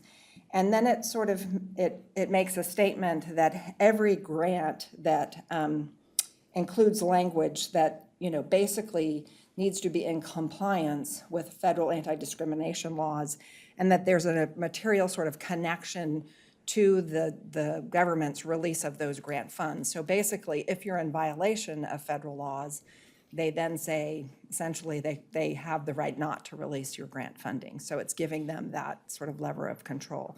This is what is laid out in this particular executive order. The district's diversity, equity, and inclusion programs are all about outreach to enhance equal opportunities for, business owners of all races, ethnicities, and genders who are interested in doing business with the district. So we are not in violation of any federal law, based on the conversations that I've had in the exchanges with the general counsel's office and hearing from Derry. Therefore, I think we would be able, this district, to certify that our diversity, equity, and inclusion programs do not violate federal laws. There are also state laws under Proposition 209 that prohibit us, from the consideration of race, sex, ethnicity, and school admissions, hiring, and contracting decisions, and that applies to public agencies. So that provision is in place as well. So again, this one I don't think has an impact on the district, but we continue to monitor this as this one rolls out. So in May of 2020, we adopted an anti-racism resolution that established our DEI program, which at least for those of us who were on that board at that time, which is Andy and me, is something that I certainly am not prepared to back down from, change, hide, obfuscate in order to get, well, we don't even budget federal grant money in our budget, right? There is not at this point. Not within the budget. I mean, not to say that we don't get I money. know we have some, and we could, if we lost them, it'd be helpful to understand what exactly impact that would have, but I, for one, I won't back down. I'll resign from this board before I back down to anything that keeps us from sticking to the implementation of that resolution. Yeah. So that, I mean, Yeah, I think that, the resolution and our DEI strategic plan, everything is consistent with. and all of our climate change efforts and everything Yeah, else. our so. policies, we're not recommending any changes to that. We don't believe any of that is in violation of any laws. Any laws? Okay. All right, any other questions about that, those two? President would agree. And then there was obviously the issues, then questions and confusion that came up around federal assistance. So there was an OMB memo that went out, the Office of Management Budget, and it basically put a temporary pause of agency grant, loan, and other financial assistance programs. Some of the executive orders also do some of this, but this particular OMB memo, the one was issued on January 27th. And then a group sort of went in, and I think it was the New Jersey courts first, they obtained a temporary restraining order. Subsequently, the Office of Management and Budget sent out another memo saying that order or that directive was rescinded. But there are still, those restraining orders had timelines on them. There was another one through the DC courts. There was a decision yesterday in one of the courts saying that, these are federal courts, that they're not in compliance with releasing the grant funds. So there is also confusion around these. We do have federal grants. We have inquired about some of these federal grants. We have received some notices that they're on hold while they're under review. And we continue to sort of monitor these and work through staff to be in contact with the granting entity to find out what the next steps are and what information they may have. But again, we're not getting a lot of information back. In some cases, we're being told this is standard practice in any new administration, that they put a pause on those programs and that they review them. In other instances, we're basically being told we don't have information at the moment. So we have a running list of what these grants are, and we continue to monitor them, and we will also, continue to engage with our delegation if necessary and see if we can get more information about what is the status of this. But this is also in the courts right now, and we have to see how this plays out. So any questions about those? Okay, I'm getting a lot of looks.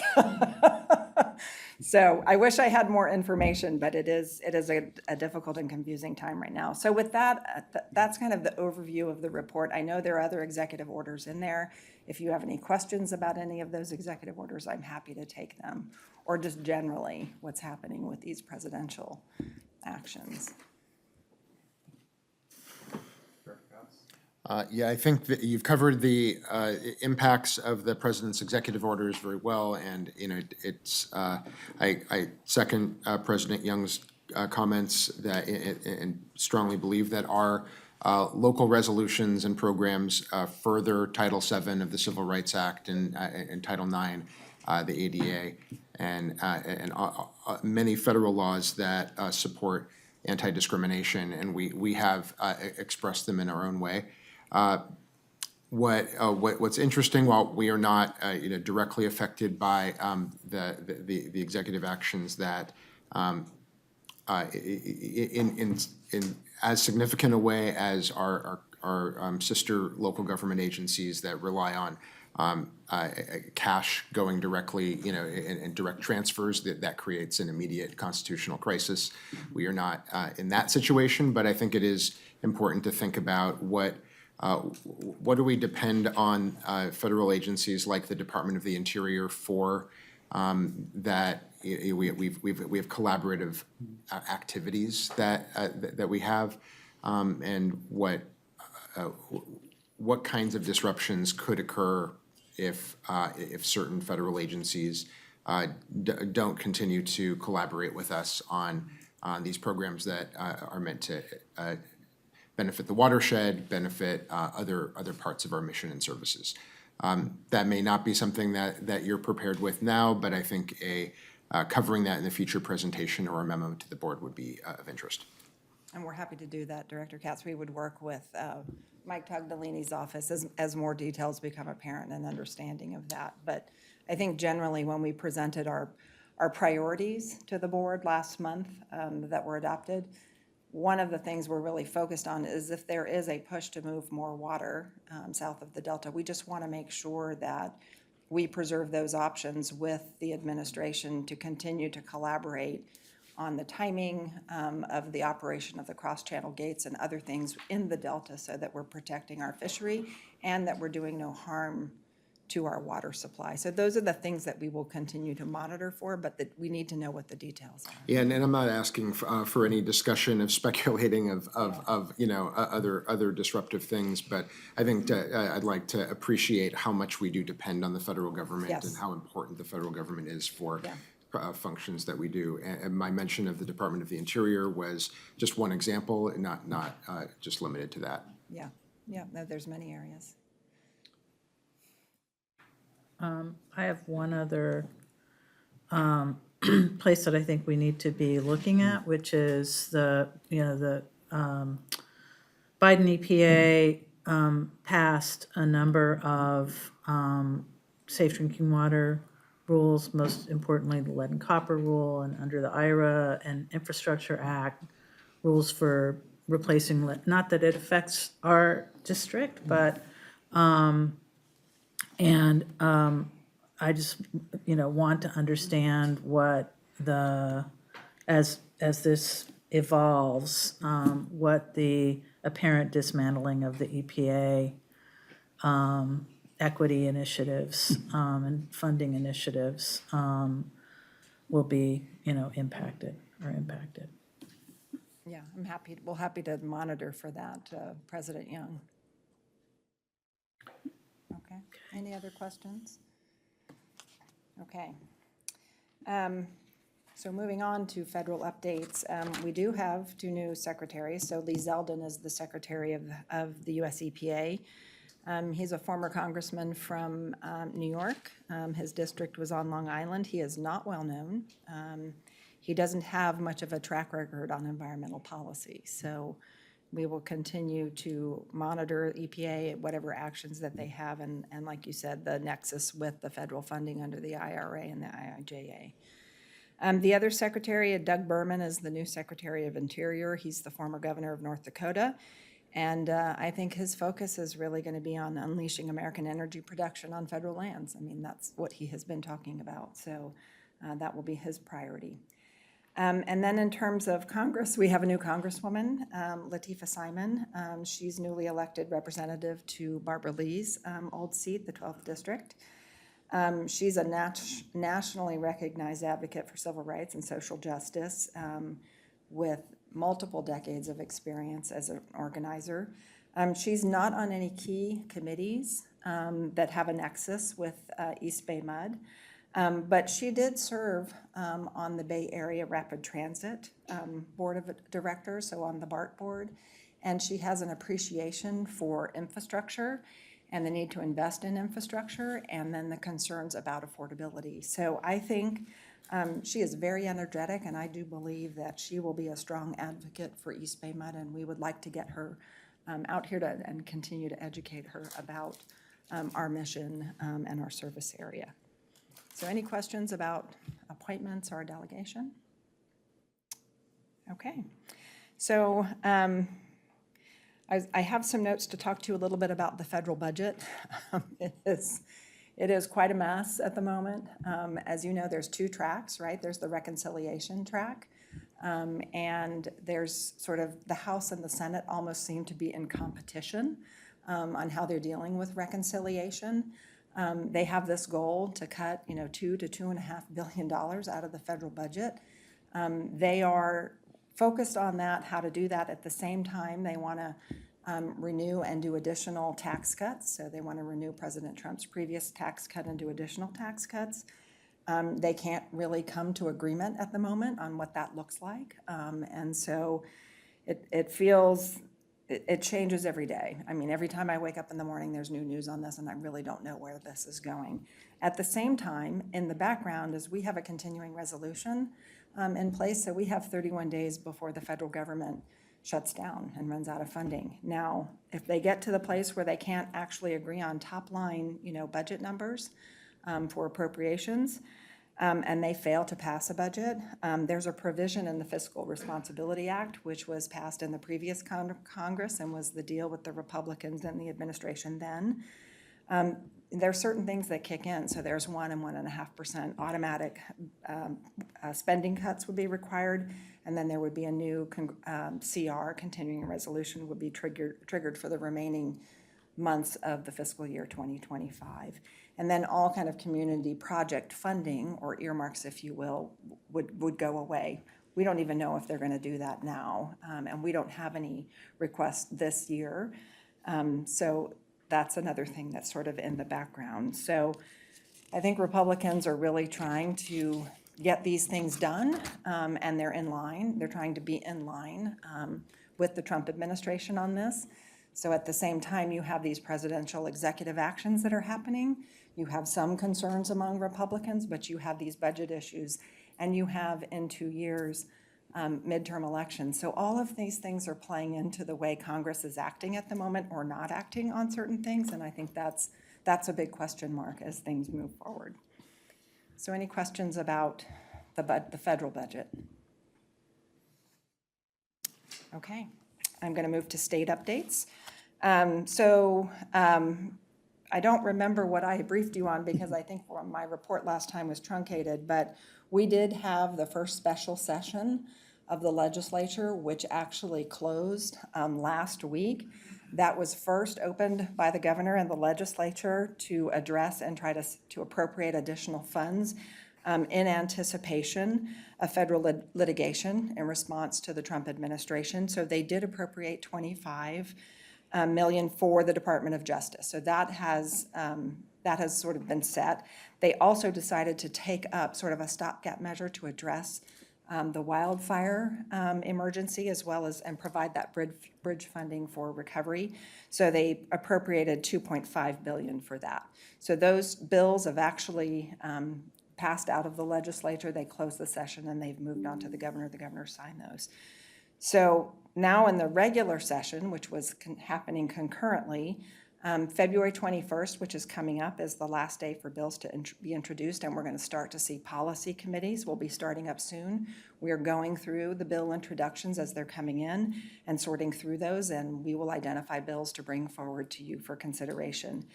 The legislature and the Newsom administration are really laser focused right now on the Los Angeles and wildfire recovery efforts, including things like proposals to, hire additional firefighters but make them year-round.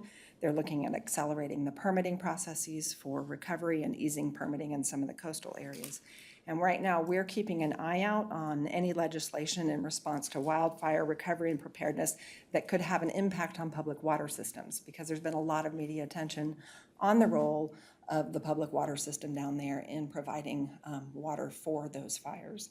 So that's an area where we're staying focused. So any questions about any of that right now? Okay. Seeing none, so then just to mention briefly for you on the state budget, this is the fiscal year 2025-26 budget. Last month, the governor, meeting his constitutional requirement, he released a proposed $322.3 billion spending plan for the fiscal years 2025 and 26. And it provides $228.9 billion in general fund spending, and it's relying on $17 billion in combined reserves to help a balanced budget. Now, this is the first proposal that has been put forward, so this triggers and starts the process of budget hearings, and those are happening now in both houses. And so in mid-May, we will receive revised budget numbers, and they will be released based on new revenue projections that come in. And then they will decide on the final budget, and final budget decisions. We'll get at what's called the May revise that will come out. And then they will negotiate and have to pass the budget by mid-June. But in years past, they've passed a shell of a budget, and then they continue negotiating until the end of session.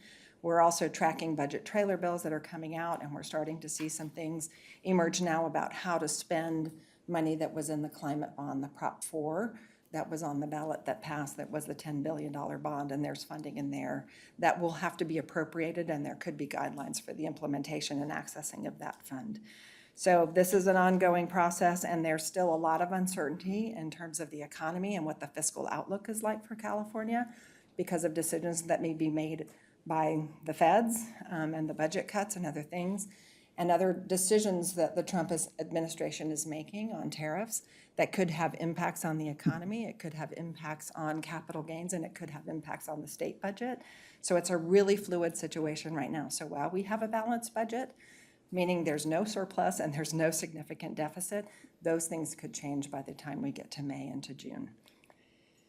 So that completes my updates, and if you have any questions, it's as clear as mud at the moment what the future looks like.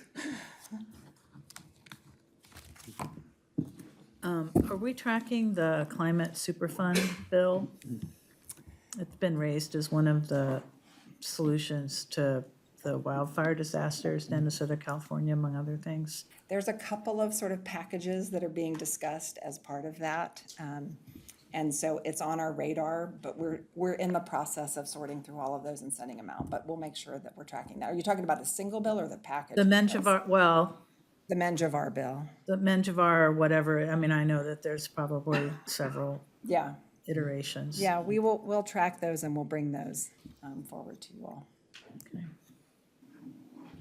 Okay, no more questions? Director Lewis?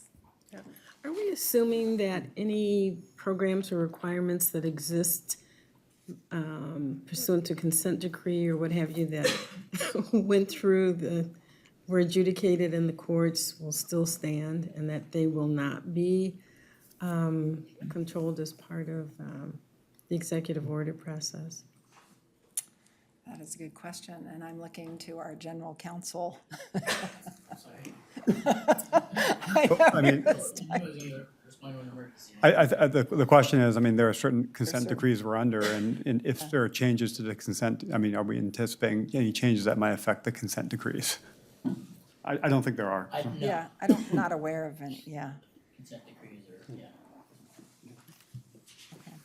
Any others? Yes. As you look at the climate superfund and mitigation and recovery, that package of legislation, some of those bills look like they're drafted, very narrowly specific to individual homeowners and wildfires and that very specific to present circumstances.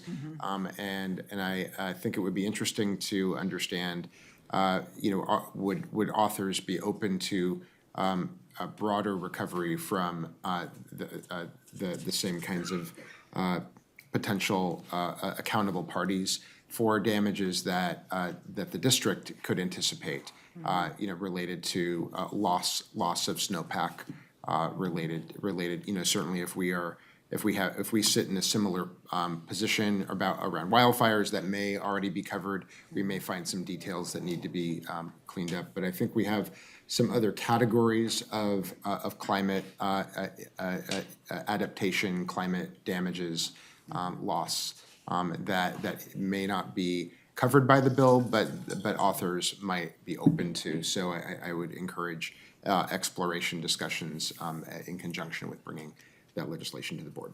Okay, we'll look at that. Okay, but we'll keep an eye out for those things, and as more becomes apparent and what those negotiations are, what the hearings are about, we'll weigh in as appropriate and see what we may do or understand. Okay, any other questions? No, thank you. Okay, thank you. Thank you. Interesting times. Yes. Thank you, Kathy. Next, we have Roberto Cortez, our Manager of Water Operations, to provide the water supply update.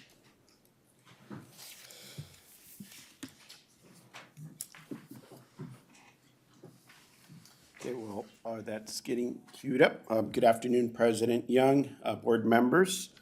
I do have some information to present today on our current water supply conditions and what we could expect for the remainder of the year. And it'll change tomorrow? Let's move. Yeah. Or day after tomorrow, I guess. Okay, first graph here that you have in front of you is the water production graph. This is an indication of how much water we're producing out of the water treatment plants. The current year is in red, and as you can see, towards the end of the January, the beginning of the month, naturally demands or production dropped because it was colder and it started to rain.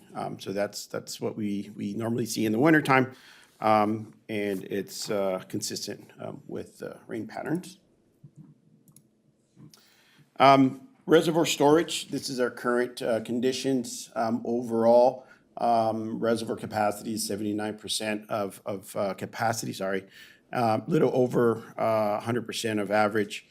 That changes because we are releasing water out of Comanche just for flood control, but we're also anticipating more rain to come, and I'll get to that next. This is a bar graph of the precipitation as of February 5th in the East Bay.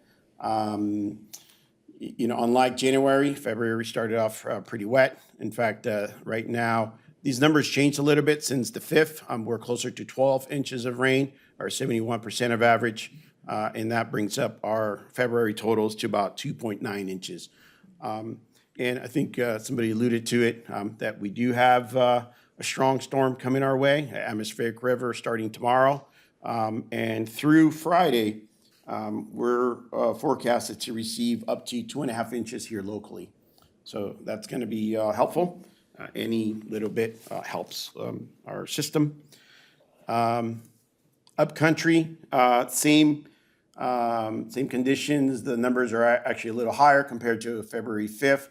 We're closer to 21 inches, or 72% of average. And the February totals are about 5.23 inches. And same, we expect upwards of 4.5 inches upcountry starting tomorrow through Friday night. So that's going to be a nice, healthy addition to our storage. Moving on to the snow levels at Caples. We did turn a little bit the corner there last few weeks. It's, the levels as of this morning are about 57 inches, so 84% of average. We do expect to receive about another foot over the next few days. And overall, helping our storage snowpack. This is a state California snowpack indication as of February 6th. It's still relatively low, 69%, but hopefully this next storm helps us out.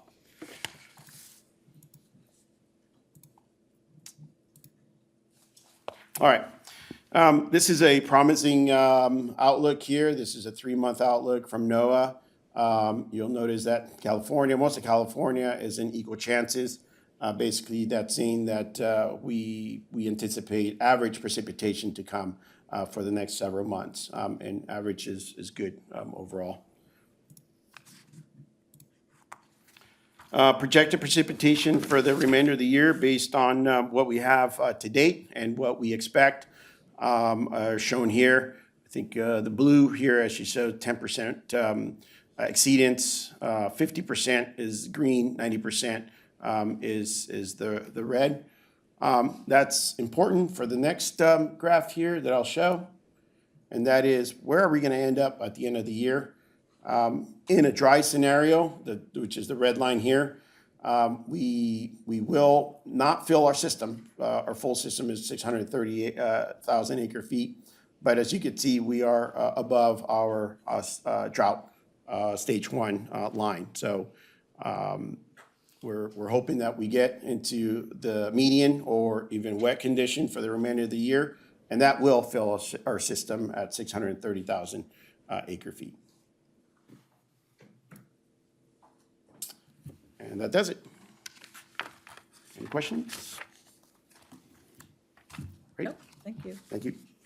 Actually, is the storm track for the rest of February, is the storm door, as they call it, still open after this event we're going to get this week? There is a little precipitation forecasted later next week, but not as strong as what we're going to see the next 2 days. Okay, so we should end up being over February average totals, but not make up for January. That's probably fair to say at this point. Okay. Thank Thank you. you. Thank you, Roberto. Attached is a monthly report, and at your places is the Speakers Bureau, and that's the end of my reports. Okay. Director I have a Odie? question on the main break report. And if this is not possible, tell me it's not possible. But is it possible to include the ward on there? On the table? On the main break repair report? We can add that. Okay, thank you. Since some of us share cities with others. You don't know your addresses by heart? Only the first one.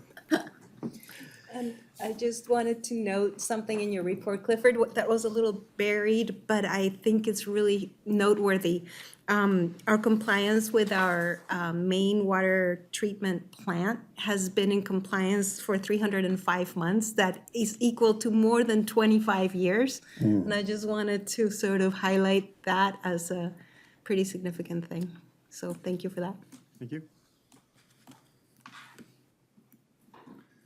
Yeah, we haven't heard anything about problems with the last 2 big storm events either, right? Staff have done a good job managing this. It's good. Okay, we'll now move on to, we'll now move on to reports and director comments. And if there's any public comments on those issues? No. Committee reports? Planning committee? Okay. I'm sorry, keep track of who's the chair. Director Chan. Okay, yeah, this morning, it was the first planning committee meeting for Director Chan and Director Gomez. It was a terrific meeting. I'm sorry, Lewis. What did I say? Director Lewis.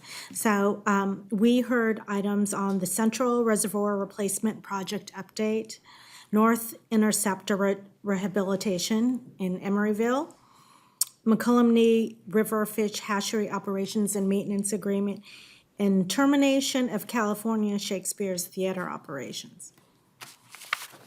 Yeah, that's my report. That's what we discussed. President Young, you'll also receive an update for the Freeport Regional Water Authority and from DERWA. Okay, I don't think It's they're- not listed on your notes, but Okay. the representatives have an update. So is that Director Gomez for Freewa? Should I go? Okay. You want to say something first? Oh, you can go. We're on it together. So, Director Odie and I attended the February 6th meeting where I was appointed chair. And on the agenda were some very interesting topics, including the election of the chair, vice chair, the resolution honoring Director Patterson, our water supply update, as well as Sacramento Water's water supply update, and then the Freeport water update, project update. We also got a fascinating and scary presentation about the golden mussels and what it means for our mutual facilities up there. We also approved a resolution appointing Roberto as the next program manager for the next 3 years, so congrats on that. And that pretty much is it for that meeting. So thank you all.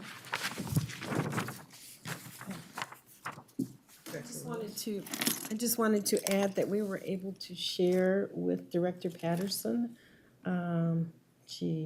last Wednesday, the fact that you all had just passed the resolution. I wanted to share with the staff, he was very emotional, and he made a point of saying that serving East Bay Mud had been his singular best honor. Oh, I'm glad. Thank you for that.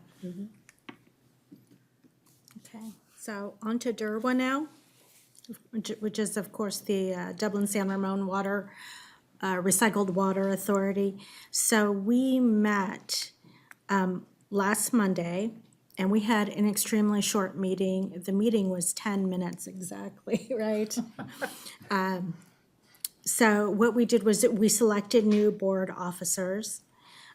We received a couple reports, one of them on the treasurer's report, and of course, we had our consent items. And then there was one authority manager update and about an accounting issue. And she said during her update that she emailed the board about it, and that was the end of our meeting. I'm sure it'll get more exciting after this, okay. No others, correct? No. No, okay. Are there items for future consideration that anybody would like to raise up? We brought up a couple items earlier for Ledge HR on AB 1437. Yeah, I have it written down too. The other one was the Comanche Reservoir issue. Right. To planning in April. Yeah, 1484. 1484, thank you, thank you.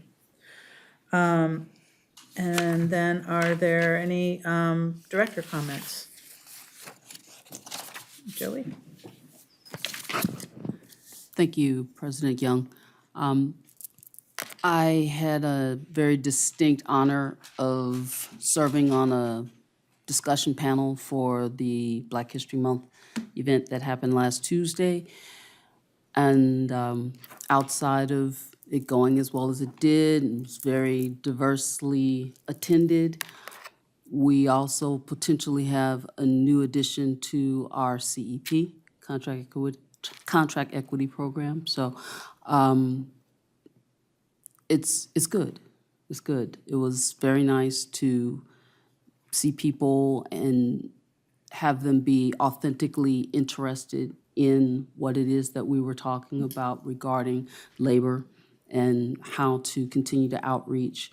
But I want to give Gina Baker her flowers while I can, because she just happened to be a few steps away. And I was in the process of talking with one of the presenters, who is a small business person. And I said, you really need to get connected with our CEP. And like 10 seconds later, I saw her. Gina, hey. And she was right on it. So I'm sure that a good number of our staff really enjoy the work that they do. And it feels good seeing it go beyond just us inside, where people are actually appreciating it. So I appreciate the opportunity to have been there. Great. Dr. Gomez? Thank you. So I'll report on some of the activities that have happened over the last couple of weeks. On February 28th, I attended a bond disclosure training along with Director Chan, and it was fantastic. Thank you, staff, for putting that together. Also attended DERWA on February 3rd. On the 4th, I was honored to have been invited to present at Sustainable Rossmore, where we had a room full of people despite the rain that had just finished right before we started. And I want to thank staff for all the work that went into the presentation. That was very well received. So thank you all. On the 6th, we attended FREWA.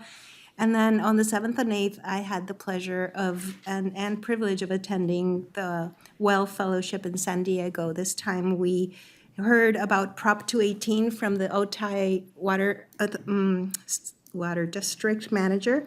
And we also got a tour of the Tijuana River Estuary, where we saw a Ridgeways rail, which happens to be an endangered bird.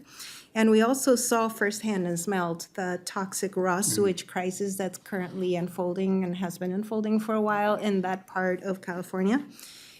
We also had a leadership training having to do with the public narrative and how to go about doing that. And lastly, this morning, we reviewed with staff a presentation that's going to be made to the San Ramon Valley Fire Prevention District. Thank you, staff, for putting that together. It's looking good. And that's my report. Director Odie, do you have anything? Sure, real quick. I also attended FREWA, and I was honored to nominate and support our colleague, Director Gomez, as the chair. So we're in good hands there. So appreciate that. It was not an official representation, but I attended the Chinatown Lions dinner over next door on Saturday. So it was nice to, get a shout out by the people that ran that and our neighbors, of course. And then on the 5th, I was not here because I was out of town, but Director Chan was able to attend. It's great to share territories with folks. But our supervisor and the mayor of San Leandro called an event without inviting us. But we worked through that, about emergency preparedness and issues regarding the break, the PG&E issue from around the end of December. So I appreciate Director Chan for stepping up and standing in for me while I couldn't make it. Okay, so why don't I just touch on that event? Director Odie said that, I think there are a lot of mixed signals about what that event was supposed to be. And so maybe even some confusion within the organizers themselves, but we were told we didn't have a role, but once we got there, there was a chair in the front that said East Bay Mud. So, but because we understood and we really didn't feel that we should speak at the event, we did not speak at the event, and really wasn't directed towards us at all. It was really an emergency evacuation event. So it was a good event, and it was good to be out with the community. That's the end of my report. Director Lewis? Yes, first of all, I want to note one thing from the planning committee that we asked going forward, that all project presentations or have an affirmative statement that they are included in the budget. Just a note there.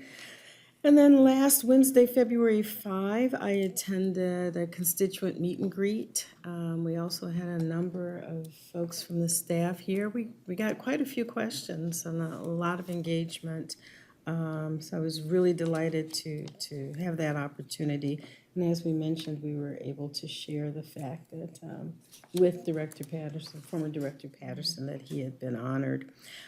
This coming Saturday, February 15th, I will be moderating a panel on wastewater issues at the Water Symposium at UC Berkeley. Director Katz? Yes, I gave a presentation to the Berkeley Albany Emeryville League of Women Voters about the United Nations Conference of the Parties 29, focused mostly on the climate science and what happened at the conference itself, but in the context of our increasing extreme weather events that affect us in increasing severity and frequency of droughts and wildfires. So I'll look for the link and would be glad to share it with you all when I get it, if you're interested in watching. Okay, I don't have, other than presidential duties, anything to report. I did want to call out, though, a couple things that are coming up for those who may be listening, and it's probably sold out, the Water Walk this Saturday.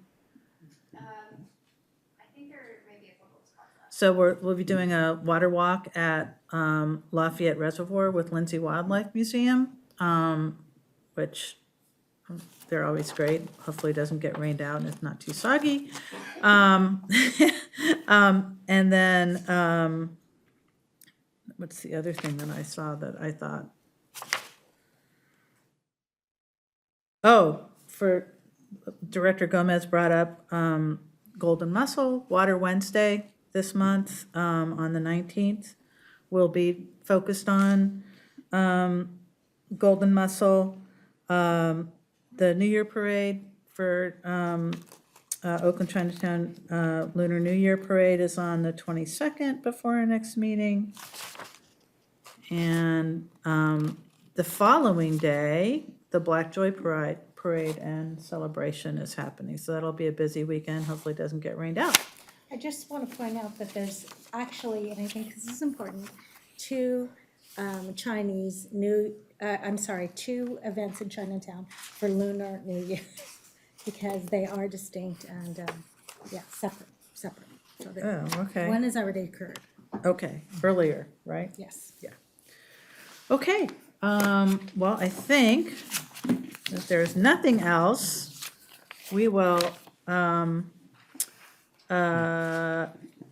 say, oh, I'm sorry, we do have a special meeting. We have a board retreat coming this Thursday, February 13th. How could I have forgotten that?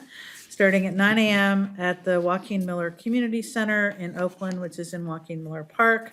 It is a public meeting, and the agenda will be posted at least 24 hours in advance of the meeting. Our next regular meeting of the Board of Directors will be Tuesday, February 25th at 1:15 p.m. or as soon as we finish closed session. And this meeting is now adjourned.